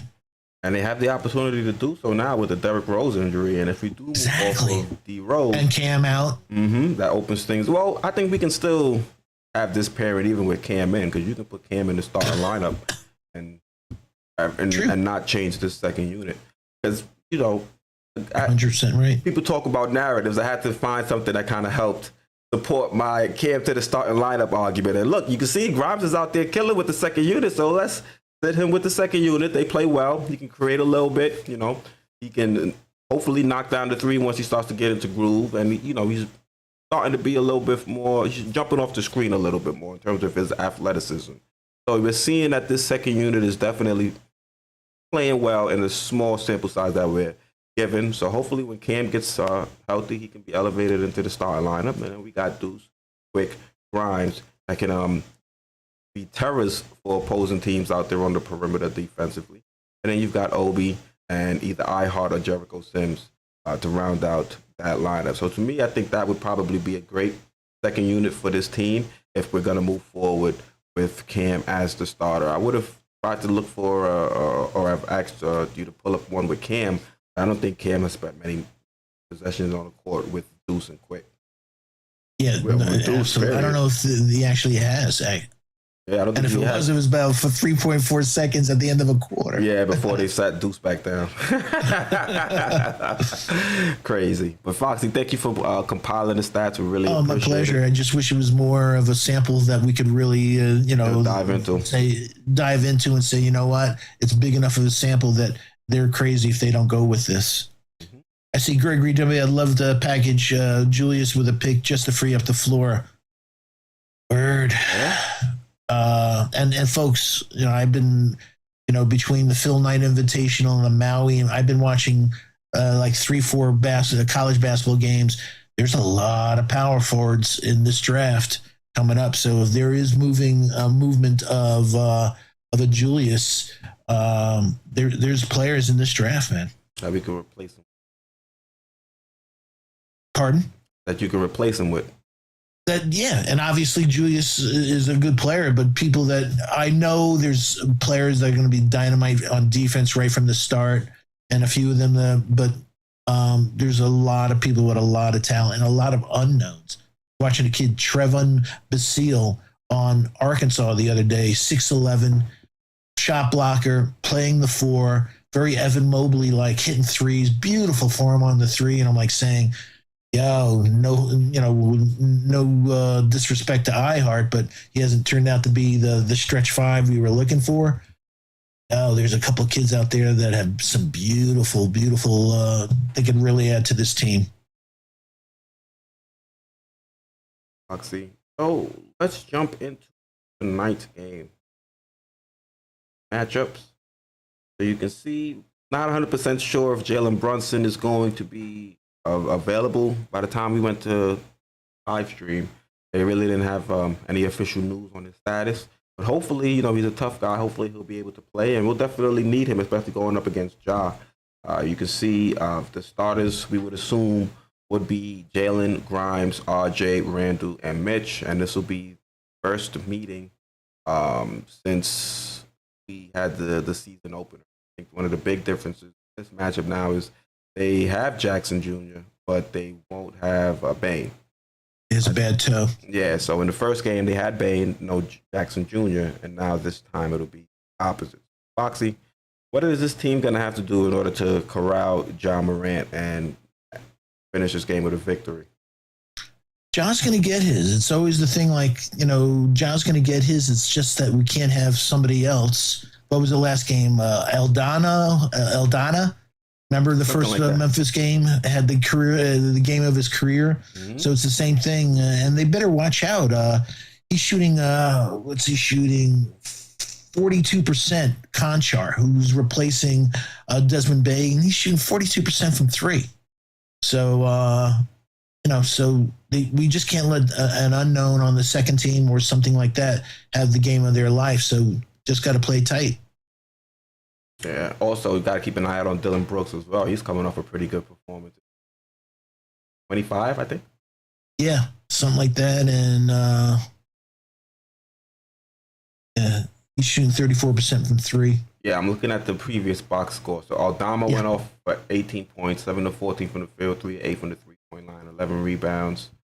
Conchar had a pretty decent game in that initial 12, 4 of 11, 4 of 9 from 3. Good for 12 points, 11 rebounds. Bane didn't have a great game. He shot the same. He shot the same percentage that RJ shot on Friday, 6 for 22. So hopefully, with Jackson Jr. now in the lineup, we'll be able to keep him corralled too, because he still knocked down perimeter shots. And, but the big difference between the first game and this game, folks, is RJ. Jackson Jr. will block his shots. He wasn't there the first time around, and RJ, we talked about his game earlier in the stream. The song remains the same, like Led Zeppelin says, and he's, if he's going to go into the hole, don't be surprised he gets his shot blocked a couple of times today. And they had 7 blocks even without Jaron Jackson. Yep. Definitely something that we learned about. Let's move Hey, forward. folks, just Memphis. They're 22nd on offense. They're 22nd in field goal percentage, 15th in three-point percentage, 26th in two-point percentage, and 30th in foul shooting. So they're not a devastating offensive team. You have, the showboat or showcase of Ja, but other than that, they're a good team. They're second in total rebounds, though, and they're 12th in blocks and 8th in points. And on defense, they're 13th in field goal percentage, 19th in three-point percentage, 14th in two-point percentage. They're 15th in offensive rebounds, and the 17th in points allowed. So no different than the game last time where we were right there to beat them. We could beat this team. We could absolutely beat this team if we were running on all cylinders. The thing is, how often do we see us running on all cylinders? It's pretty herky-jerky if I was going to compare it to a driver. Yeah, but I go to Amico or something. Get a tune-up. Yeah, man, we keep sputtering. We keep stalling. Don't understand, man. Thought we'd have this figured out by now. All right. Move forward. Let's look at the bench units and see how benches match up. So we've got Deuce, Quick, Obi, and iHeart. We've got Jones, Clark, Moravia, Roddy, and Lofton backing it up for the Grizzlies. Foxy, how do you feel our second unit matches up against the Grizzlies? Jones is having we saw that he had a huge three-pointer against us last time. He's shooting a three fantastic this year. We know Clark is a tough kid. Roddy's a rookie. Those are 3 rookies: Laravia, Wake Forest, Roddy from Colorado State, and Lofton. That Lofton is a tiny guy, but they have to put him at the 3. He's playing the backup center because of injuries and stuff like that. So because Tillman's out, or I don't know, he may be out. He was out, I think, the game before, but it'll be interesting. But I think we match up well there. Cam's listed as out for today's game. God damn it. Did you see him wearing his down jacket for the whole game on the bench? Boy, he was rocking the Montclair. He's trying to be flea. It's funny because George had texted me. He's like, "Is Cam even on the bench?" I was like, "Yeah, the red Montclair. You can't miss him, bro." Yeah, I'd be sweating. I'd have to have a resistance. I'm like 230 degrees. I'm like watching. I'm like, how does he have that jacket on, man? There's people that took all their jackets off and they're in their t-shirt watching the game. And I'm like, yo, I know he's cool, but he really is cool to watch a whole game in that jacket. Yeah, he's wearing a jacket. For me, I don't understand how people watch the game in suits. So for him to have a whole down coat on is kind of crazy, but more power to him. Yeah. So yeah, it looks so. Tillman, he's listed as day-to-day for today's game, so no official announcement as of yet. D Rose still listed day-to-day. Cam, they have him actually listed as out on ESPN, and Brunson still day-to-day. So I'm not sure if we have any official word on those two as of yet. Yeah, if Brunson doesn't play, I don't know what the hell will go down today.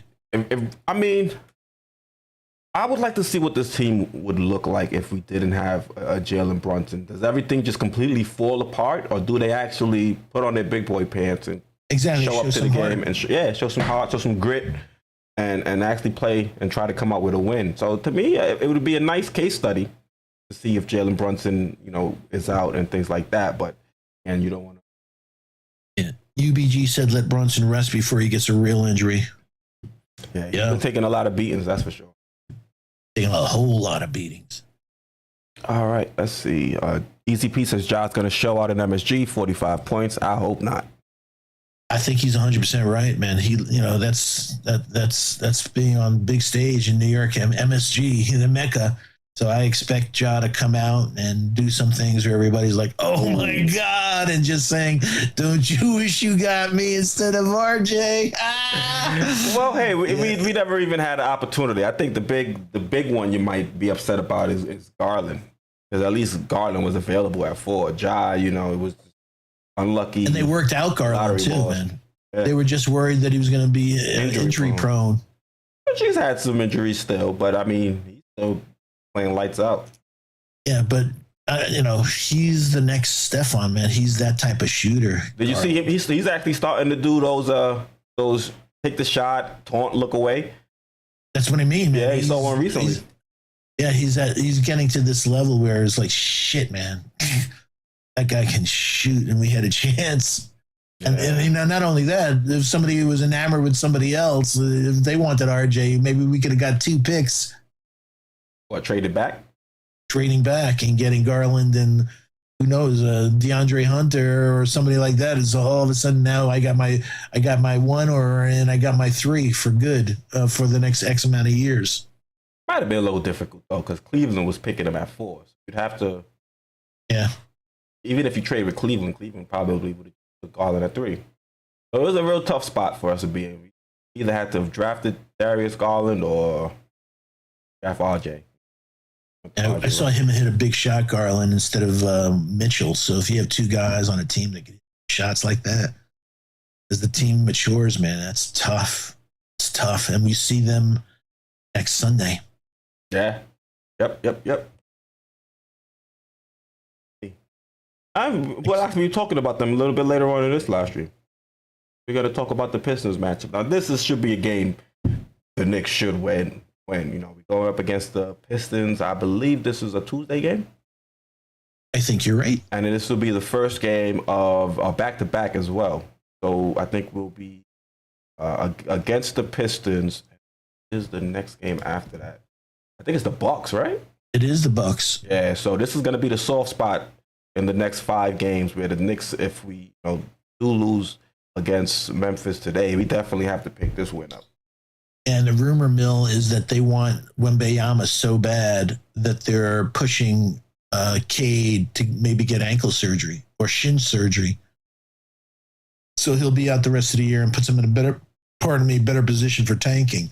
So, so they're in tank mode. So this is absolutely when we go against the Pistons. But the last time we saw him, RJ trying to guard Ivy was hysterical. So we'll see. But again, we can't let nobody's beat us. So that's a game absolutely we should win. It's in Detroit, though.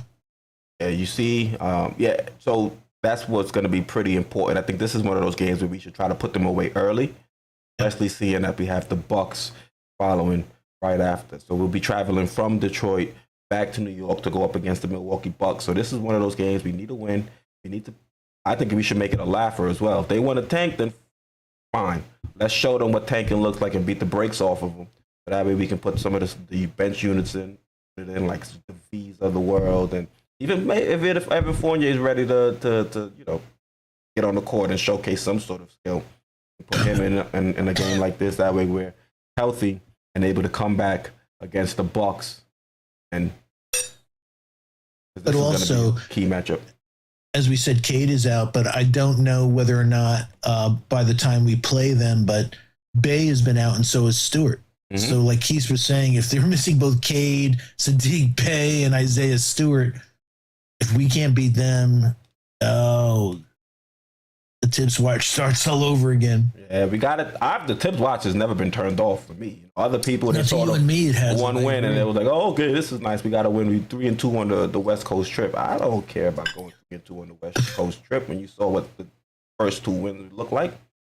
I mean, they weren't against teams that were fully healthy outside of the Jazz, and even the Jazz. What are they, 2-7 in their last 9 games or something? Yeah, the reality of who they are. Exactly. Is coming. Yeah. So they're coming back to what we had expected them to be. So the 3-2 is nice in terms of the wins losses, but I mean the quality of the wins aren't something that I would say, okay, I feel more confident about this team moving forward. All right. With you. After we go up against the Pistons in Detroit, we're gonna have to face the Milwaukee Bucks. I think Saturday we play the Bucks. Is it Saturday? And then on Sunday we play Cleveland. I think, I'm not sure. SV Nation or anybody, I don't have the schedule with me at the moment. I think the Pistons are a Tuesday game. This is a Wednesday game, and then we play Saturday, Sunday. Oh, you know what? You're right. I'm missing the Mavs. Mavs are in there. Yeah, the Mavs are somewhere in there. You're right. Let me actually pull up the schedule so I can read it off. Yeah, so Memphis today, Detroit Tuesday, Milwaukee Wednesday, Dallas Saturday, and then Sunday. Yeah. That's a gauntlet. And then it doesn't even end there either, because on Wednesday we play the Hawks. Charlotte sucks, so we'll beat Charlotte. You would assume. But then Sacramento. I was watching Dallas last night. They miss Brunson. Yeah, definitely miss Brunson. And we'll talk about Dallas right after we talk about the Bucks. So you can see here with the Bucks looking at their starters, they've got Holiday, Carter, Allen, Giannis, and Lopez. This would be our second meeting against the Milwaukee Bucks, trying to avenge the loss we had against them earlier on in the season. What would the Knicks have to do in order to beat the Bucks following a Detroit Pistons game? I don't know. We saw in the first time that we love Jalen, but maybe his kryptonite is big physical guards against him. Holiday and Carter impacted his game. Plus, he had Giannis and Lopez in the paint too. If he ever got past them, the fact that their drop coverage definitely gave him some fits. Yeah, so that's if you want to scheme up a way to take Brunson out of his game. Keith just said it perfectly. At the line of at the point of attack and then second line defense, man, they're tight. I think Lopez was leading the league in blocks, man. Yeah, Lopez is up there in blocks, definitely. And Giannis, he's an issue defensively and offensively. We really don't have anybody that can corral him. I mean, Mitch does a decent job when he's in the game, but he's been dealing with foul trouble. He was actually dealing with foul trouble in that game. Didn't he get 2 fouls pretty quickly in that first quarter? Snap of the finger, yeah. Brook Lopez, folks, is a blink under 3 blocks a game, 2.8. Yo. What's he shooting from 3? I think he's still knocking down the 3 pretty effectively. Yeah, he's shooting 40%, 40.4. Yeah, so that's another issue. We've seen time and time again. We've had issues guarding bigs that can knock down the 3. iHeart says they don't really drill it in practice. Jericho Sims, it's better than iHeart, but still, there still leaves some room to be desired in the way that we're contesting some of these big men when they get open on the perimeter. So it'll be a big test to see how we end up guarding Lopez, especially when the team might not be at 100% on the second night of a back-to-back. Let's look at the second units now and compare. So Fox, who you think has the advantage in the second unit? You think we have the edge, or you think the Bucks? I think that we have the advantage. Although Bobby Portis is a really, really good foul shoot, a 3-point shooter. Yeah. I think that we match up well there. Yeah, George Hill, I think, is 74 years old now. Yeah. Wes Matthews is 69. So, so I think there's an element where our youth match up well with them. Definitely, this I think is an area where we can hope that the second unit can either help build out a lead, or chip away at any lead the starters may end up giving up. I definitely like the way the second unit plays, especially in the first half. For the most part, they come out with a lot of energy, especially if we don't see enough of it from the starters. And for the most part, when the bench comes in, they look like they're leaps and bounds better than other teams' bench units. And they come out with energy. They typically put a decent amount of points up on the board. It's when we start to switch back to the starters that we start to see some issues. And we saw that in the Portland Trailblazers. Bench unit came in, helped build up a lead. Then the starters came in, they started to sputter. We ended up with a 1-point lead at the end of half. Somebody had a 1-point lead. Yeah, but all and then in the third, we had issues once again, which helped the Portland Trailblazers build up a lead. And then in the fourth, this year, the bench came and brought us back. How many games this year? It's like, put it in the second unit, put it in the second unit, put it in the second unit. Come on, Tibbs. And then it's like, good. Finally, put him in. It's like, what are you taking him out so quick? They turned it around, so it drives us crazy. Yeah, John Talento. Brooke is a smart player. Yeah, that's what Stanford does for you. Mm-hmm. They just their football coach just resigned. The guy that replaced Harbaugh. What is his name? David Shaw. Yeah. I thought he was going to end up making a jump to the NFL. He was a whole bunch of rumors during his time, but the last couple of years, I think they've been pretty bad, right? Yeah. John Talento, salute, says we'll win this game. Pistons know how to tank. They know how to tank. It seems like the Pacers don't know how to tank. The Pacers got a better record than us. You see what Halliburton out there doing? Man. Don't even go there. What do you have, 15 assists the other night? On which night? I feel like he had 15 assists a couple nights. Hey, I said a while ago, I expect this guy in the next couple of years to average a triple-double for the year, man. So I'm sure, but again, it goes back to the last stream, folks, how to fix the Knicks. How do you take Obi over Halliburton when you already have Julius at the 4? That's what are you thinking about? What the hell are you doing? And it's not like he's a 4 that can actually play the 3. No, Obi's the dreaded tweener. So no, you can't do that. So if we had Halliburton, Indiana, Halliburton, Mathurin backcourt, we got to deal with it for the next 8 years. You would think. Yeah, we can only dream of having like that a backcourt, and we're not even talking about Duarte. Yeah, we didn't even talk about Duarte. But I mean, on the channel, first year creating content, I had realistic rebuilds. I was saying we should have drafted Tyrese Halliburton. But we ended up going another route, man. I'm a big fan of Halliburton. I'm upset that Julius Randle didn't play good enough last season for us to trade for him. Word? Exactly. Then people like it was against the front office. It wasn't against the front office. It was against Julius Randle. He was untradeable. That's why they went with Sabonis. Mm-hmm. And look how the Kings have been performing the last, 5-6 games? They've really been playing well. Yeah, I'm a big fan of Keegan Murray. Hey, De'Aaron Fox is playing well. He's playing well on offense. Had to specify. The only reason, because I've been spending so much time in the lab on Raptor that on defense. So if you don't think Jalen Brunson's good on defense, folks, look at the numbers for De'Aaron Fox. If we gave up everything for De'Aaron Fox, if you think it's a turnstile with Brunson, you haven't seen anything with. He's brutal on this year on defense. Again, De'Aaron. So he has great speed. He's turning it up on offense, but he's a one-way player. Yeah. Also, just want to give a shout out to everybody in chat. We appreciate you tuning in. We've currently got 71 viewers in chat, but only 47 likes. Do us a solid. Smash that like button. We greatly appreciate it. And if you haven't subscribed yet, now would be a great time to do so. We appreciate all your support. I know this isn't our usual streaming time, but the Knicks play at 6, so that kicks us to the road. And then also I've got an event to attend later on today. So Foxy was nice enough to adjust the times with me and pull up to stream. So thank you, Foxy, for that. Also, thank you to the chat. Yeah, you go into a strip joint later. I don't really think that's a real event, but I wish I was going to a strip club. We went to one. If we go to one of those, I wouldn't be able to get Grandpa out of there. I'm like, Grandpa, man, it's time to go. It's time to go. I haven't seen this in 20 years. Hey, just shout out to Chris Dada. Hey, we haven't told you lately, Chris. We love you, man. You're awesome. We appreciate all your support. Yeah, thank you for tuning in. Appreciate it. All right, now, Foxy, you mentioned the Mavs and Jalen Brunson, and the Mavs missing Jalen Brunson. Well, he's actually going to be playing against them pretty soon. They'll be coming to town. What day did we say? Saturday? No. Saturday. Yeah, Saturday. And then they play the Cavs Sunday. So, yeah. So it'll be a big matchup. Jalen Brunson facing his old team. I think we still haven't heard any results about the investigation, right? The tampering investigation. I mean, we could probably wait to draft time to break our heart. Yeah, we could probably write one of those second-round draft picks off. But you can see the starters probably going to be the same: Brunson, Grimes, R.J. Randall, Mitch.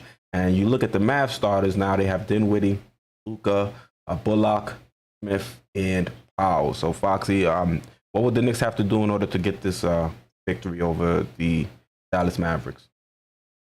Use a Glock 19 on Luka. I don't see us. I think Luka, what we just said about Ja, about big stage. I think Luka's gonna play like crazy, and Dinwiddie's always hated the Knicks, so he likes to come up big against the Knicks. So I see them coming out and balling that game. I think this would definitely be a pretty interesting matchup. I think Jalen Brunson is gonna have some light a fire under himself, want to go up against his old team. Not to say that they didn't want to pay him. It's a little bit different, the fact that he chose to leave. Because I think the Mavs, they could have made things work to get him back. I think because of the contract of Luka, the contract of Dinwiddie when they traded Porzingis, I think they signed up Dorian Smith, Finney Smith, and that they were just, I think they could have only offered him X amount of money. They couldn't go to the next level because they were all tied up. So that means they shouldn't have any tampering issues then, because if they couldn't even offer a contract, what the hell are we getting? I'm with you. I think that may be the winning thing. Again, I think you were a lawyer in a previous life, because I think that's what the Knicks are going to say, that they couldn't sign him if they wanted to at the contract that we signed them to.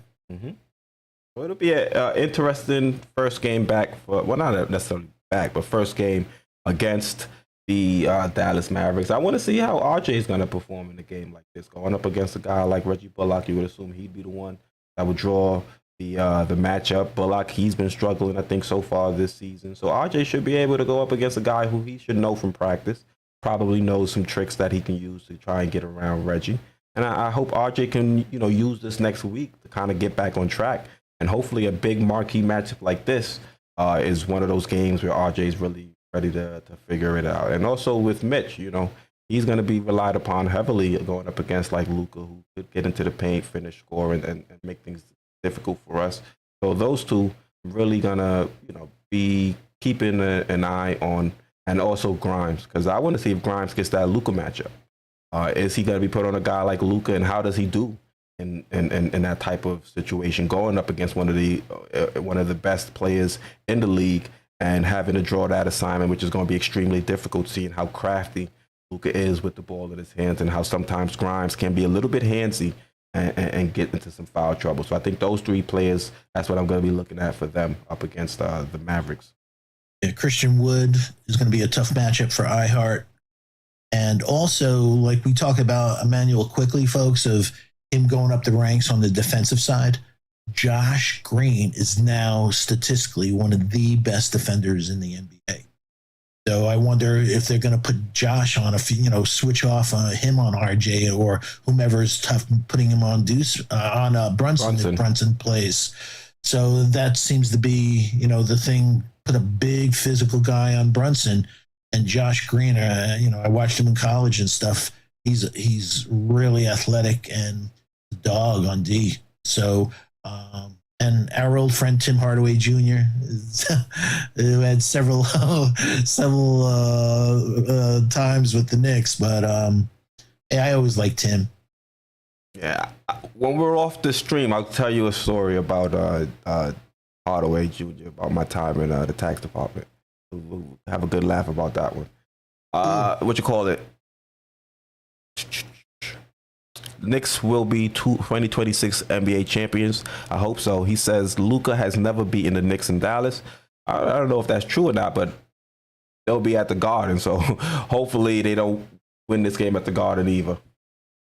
Hey, are you going to get a new name? Knicks will be NBA. Are you going to make it? Knicks will be 2046 NBA champs. Oh man. Gregory W says we need Cam for that one. Yeah, we need Cam back as quickly as possible. Now, yeah. We need Cam for this game. But also to see, do we make an investment at the end of the year? Because we're going to have monies from Rose coming off the books. We won't take his team option next year. And God willing, we can get rid of Fournier. But are those monies well spent on Cam? He needs to show that he can stay healthy and that he can be consistent on offense and also consistent on defense. He's had some really good games on defense, and he's had some really bad games on defense. So it's that consistency on both sides of the ball that we want to see him get the minutes, but you can't do it if you keep getting injured on these and that's a bad injury to keep recurring. Mm-hmm. And even you look at Cam, definitely a big fan of him, and I think if you look at the games we'll be playing this week, is definitely someone that can step up and actually be used in a lot of these games. Look at some of the wings we'll be going up against. Cam is somebody that should be getting a lot of opportunities to showcase what he can do out there on defense. So hopefully Cam is able to come back. And, that wasn't what I was supposed to be saying. I just kind of forgot I had a brain fart, but we'll roll with it. Yeah. Hey, we need Cam in the worst way. But the one thing is, I still don't think it's within Tibbs to just say if RJ has another defensive game like the last game against the Blazers or a few others, if he doesn't, for the benefit of the team, the betterment. The betterment. Brain, I got your brain fart. The betterment of the team. You had it right. The betterment of the team that and put Cam in there and just put him on the sideline, RJ, until he's willing to put in the effort. That's what I was going to say. Oh, super chat. Yep. I'll get to it in 1 second, Chris. Give me one moment before I forget it again. I was going to say we should have Cam's bird right. So even if Rose's money doesn't come off the books and things like that, we're not at the hard cap at the moment. So I think even at that moment, even if we don't have an answer on Derrick Rose and where he'll be next season, I think we'll still have the funds available to keep Cam if needed. All right. So salute to Chris Dada for the super chat. Says, outside the Rose and Cam trades, this front office has made a very bad decision with free agency and giving extensions to RJ and Randall. Fire them before Tibbs. Listen, I don't disagree with you. We've been saying that the front office needs to be held accountable. And when we say it, somebody said read the room. I said I'm reading the room. This team is not good. So if the team's not good, it's been the second year that the team has not been great, then what should we do? We should just accept the poor product on the court and the poor effort that we've been seeing. We have to address some of the issues. So, the front office, definitely, they fall at the forefront of some of the issues with the roster construction. But I think realistically, you probably see Tibbs get moved first, because I think if you look at the front office, they might want to... low-hanging fruit. Exactly. That'll probably, for them, get the most... that'll probably have the biggest change for the play on the court, as opposed to just moving on from the front office, because at that point, you have to bring in a new front office, and I don't know if they'd have the requisite information to go out there and make a big splash move. I don't want a new regime coming in 1 week, and in 1 week just stripping everybody out of town. I want them to have the opportunity to assess the roster and then make any decisions that they need to forward. Yeah, speaking about the front office, I'm a maniac, so like I said, I've been watching nonstop college games, but I watched the Westchester Knicks this past week. And two things, the sadness of basketball. You know who was the opposing starting guard on the team we faced? Langston Galloway. It's like, man, that's a fall from grace after all these years. But the thing that hit me before the eyes watching the whole game, possession after possession, is like, Trevor Keele sucks. I don't mean anything. How the hell with Ryan Rollins, with Jabari Walker, there was so many other guys, second round guys that we could go after. And we went over Trevor Keels, and then people were like, well, he's going to be our Lou Dort.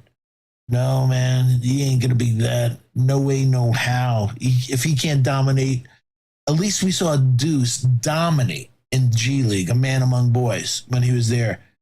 He looks like he can't even dominate a high school team, no less G League, Trevor Keels. So again, how the hell did they it's time for change.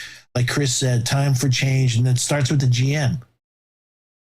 Keels draft, I'm still on the fence about. I really don't know too much about Keels. Do we didn't need another 6'4" guy on this squad? That is true. But, when it comes to the draft, I'm okay with some of the moves that they've made via the draft. They've missed on some players. But then again, the fact that they got something at the position, I think I'm still extremely happy about. Like, we picked Deuce, picked Rokas over Herb Jones, but at least we got quality players in Deuce and Rokas that can contribute. So, yeah, they've made some errors in, Keels, which could be an error when you look at it 5-6 years from now. But for the most part, I think we've made some solid selections in terms of bringing in some, talented players, even in areas of the draft where you're not going to find, elite talent. So we've been solid bringing in guys like Quick, bringing in guys like Grimes, Sims, late in the second round pick. So there have been some gems that this front office has been able to find in the draft. My biggest beef with them is what they've done in free agency, how they've spent the money and how they've built the roster in those regards, and also who they hired as the head coach. Chris, exactly. No more 6'4" guys ever. So it's like... Facts. All right. And somebody mentioned Easy P says different outlook had we snagged Donovan. And that leads us right to our next marquee matchup.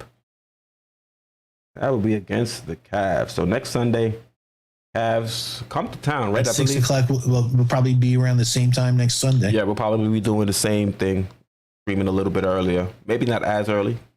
I might not have an event to go to, but probably turn it into a pregame.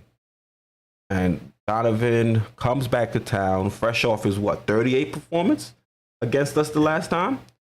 And he had I think he had 5 threes in the first quarter. Yeah, he went stupid. And then he had a boatload of it. He had some beautiful assists. I forgot who he found over on the right corner for a nice three. He was able to drive. He split the D, split RJ, and I think it was Julius Randle.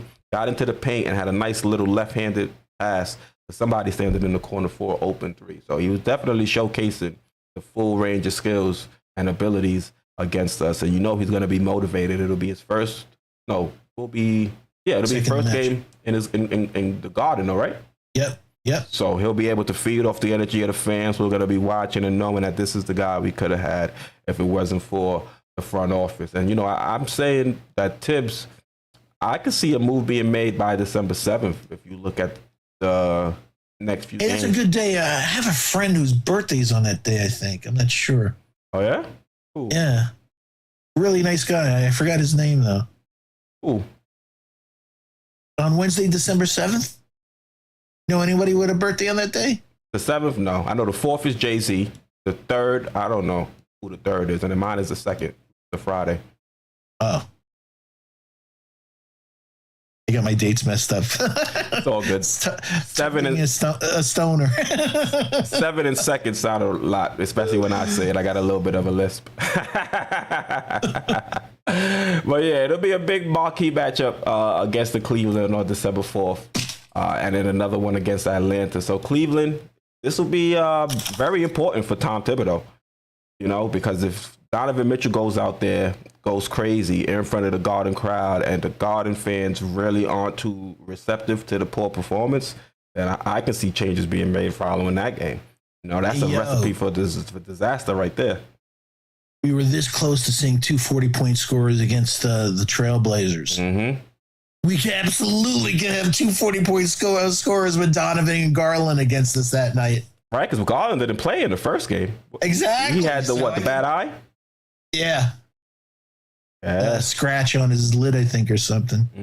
Yeah. So it'll be an important game for the New York Knicks. They're gonna have to show some effort because this could be a game that can get ugly real quick, especially when you have a motivated Donovan Mitchell.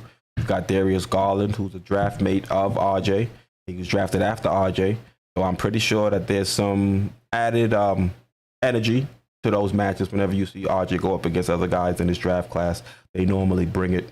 And I'm going to be interested to see what type of team shows up.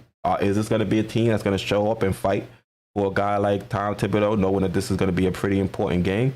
Or are they going to, show very little resistance like they did in the previous game and walk away with if you remember the previous game, one of the people that killed us was the ancient Kevin Love. Yeah. And Wade also. That fourth quarter, right? Was it the third? Just meaning the amount of uncontested threes we gave up in that every game. I should not say that game. No, sure, it's nothing new. Level now. It's nothing new, but absolutely. So I don't think he's played the last game or so. So I don't know. If hopefully he'll be available. We'll see if he's available. But Wade shot really well. That'll be a real important matchup for this squad. Hopefully they show up. That might be a game I might try to go to. See how the energy in the arena will be. Oh, and RJ trying to get the hole the way he does against Mobley and Allen. Yeah. Yikes! The twin towers that they have. Oh man, it'll be interesting, but we'll see. UBG says he's tired of Leon Rose. Me too. I'm not a big fan at this point. Yeah, he's an agent. Gregory W says they screwed up this draft wanting Ivy. I don't know. Yeah, but we should have went after Mathurin or Shaden Sharp. We didn't see much of the other day, but he has upside. Yep. A lot more upside than Trevor Keels. There are some things that they could have done better in the draft. I didn't like them just passing on the draft on the first round entirely. I think there was still some solid players you could have brought onto this team. But then again, you say that and it's like, yeah, we could have, but we have a coach like Tom Thibodeau. So even if we did, Thibodeau's not going to play him. And we have a folks, go ahead. Yeah, I was going to say, going through the defensive numbers, one of the worst defensive players in the league this year is Ivy. I mean, his defense is brutal.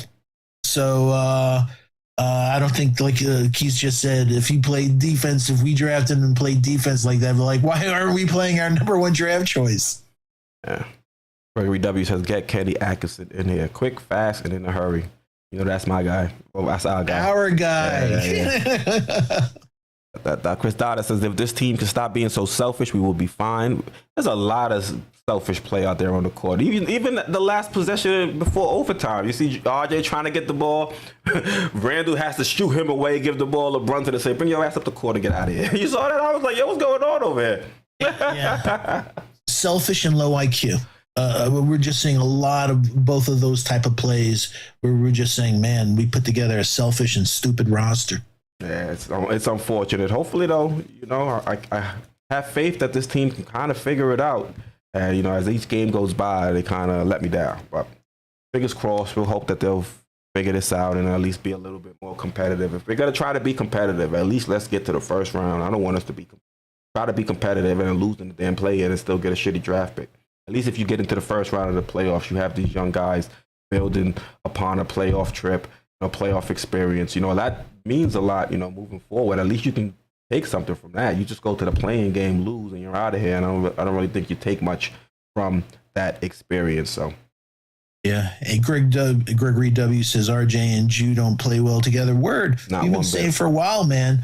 Put Obi let RJ play with Obi. They don't play well. Their games are too similar. They hurt us on defense. Yeah, I'm with you, man. Split those dudes up. You're 100% right, Gregory. Yeah. Also, my phone died, but I had a pretty interesting photo that kind of showed the splits when RJ's on the court, when Randall's on the court, and when they're both on the court. And the Knicks play better when they're not on the court together. Yeah, when they're on the court, I gotta do a spliff. All right, let me see. Let me go to my iCloud and see if I can find it. Here we go. So I won't be able to put it on screen, but it says, this is from Colin Loring. It says, in 117 possessions with Julius Randle and RJ Barrett on the floor, the New York Knicks are minus 8.7. In 245 possessions with Barrett on, Randle off, we're +7. In 180 possessions with Randle on, Barrett off, we're +6.3. And in 343 possessions with both Randle and Barrett off, we're +5.3. So it seems like these two just can't play together, can't find any chemistry out there on the court. And so to me, the solution is pretty simple. You bench RJ Barrett, start Cam and Grimes, and then you find a way to get Julius Randle out of here. And when you do that, you can reassess the starting lineup. To me, pretty simple, but the front office, it seems like they're having some difficulties with that. Yo, that was killer stats, man, to address Gregory W., man. That, again, counts the rest of your case. Those were brilliant, showing they just don't jive together. They just don't groove together. And we just invested in them for the next 4 years. Yo, Big Chino, I want to party with you, man. Skittles in the house. Oh, man. UBG says RJ and Randle are both the same player. Pretty similar. One is more, pretty similar, just different frames. Sure. But ironically, Randle's proven to be the better shooter at the time, which is crazy. Yeah. Sherwin, good afternoon. Lots of laugh. I told the world that Ivy is just a younger Dennis Smith Jr. I don't know about that, but I will say this, that Dennis Smith Jr. is one of the best defenders so far this year on stats. So unlike Ivy, and Dennis Smith Jr. in his heyday was athletic, but he still didn't have the first step that Ivy does. Ivy is absolutely explosive. But I'm real happy for Dennis Smith Jr. I don't know. I think Bol will probably be is at a higher thing for most improved player, but he's just balling out, that guy. But also the same thing with that we were just talking about, Dennis Smith Jr. I'm so happy for that young man. I thought he lost all of his athleticism, but it looked like it's some of it's come back, and he's learning the game to slow down for him finally. Yeah, salute to DSJ. Hopefully he'll figure it out. Sherwin says those stats are based on your teammates. They're foolish stats. They're not foolish when he's talking about Julius Randle, but they're foolish when he talks about anybody else. Love you, Sherwin. All right. So thank you guys for tuning in. We appreciate the support. We'll wrap it up now. I've got to go get ready. Foxy, thank you for being able to pivot with me and start a little bit earlier. And chat, thank you guys for tuning in as well. I'm not sure what your normal schedules are, but there's football going on right now, and I'm pretty sure there's some other NBA games going on. So I appreciate you guys, joining in and helping us make this stream as smooth as possible. As I always say, you guys are the third co-host of the live stream, and we couldn't do the show without you guys. So really appreciate the support. Foxy, anything you want to say before we wrap up? Just thank you again, like you just said, support. Please, like we said, hit that like, subscribe, reminder bell, share the link. Replay gang, thank you so much. Chop it up. Shout out, like we said, to the truckers. Truckers love listening to us. Same thing with vets. We love the vets. Thank you for your service, first responders. So thank you, everybody. Let's say prayer that we'll play good basketball. We know the talent of this team. We just want them to hustle. We just want them to execute. So Sherwin said, Foxy, RJ is my favorite of the two, not Randle. A good choice. Yeah. I think you need to find another sport. So what? RJ should it be his favorite over Randle? I wouldn't. None of those guys would be my favorite. I'd like Farron Hunt over those guys. But if you had to pick one, Foxy, you had to pick one. Who you riding with? All right then. So give Sherman a pass. You guys finally agree on something. Shake hands. He's Westchester cool. I can't say anything bad about Sherman. Hey, Sherman has some takes, man, but this one I don't think is too far. Sherman has great takes. I'm only goofing with him. He's been a day one, and we appreciate. Hey, he watches basketball. He knows basketball, so we, it's only goofing. We have great respect for Sherman. Yeah, salute to Sherman. Definitely a big supporter of the channel. Appreciate you pulling up and not chopping it up with us. He always has something interesting to add to the live streaming. Really brings us to some interesting places to talk about some topics we might not have talked about before. So salute to Sherman. And I'm riding with you on that one, Sherman. RJ is my favorite of the two, not Randle. All right. Thank you guys for tuning in. We really appreciate the support. So next time, we'll probably have another stream Sunday at an adjusted time, and maybe I'll put out a community post ahead of time just so that you guys are aware. Once again, I'm Keith, host of Sports Vibes TV, and as always, joined by our co-host, Steven Fox. And until next time. Love you.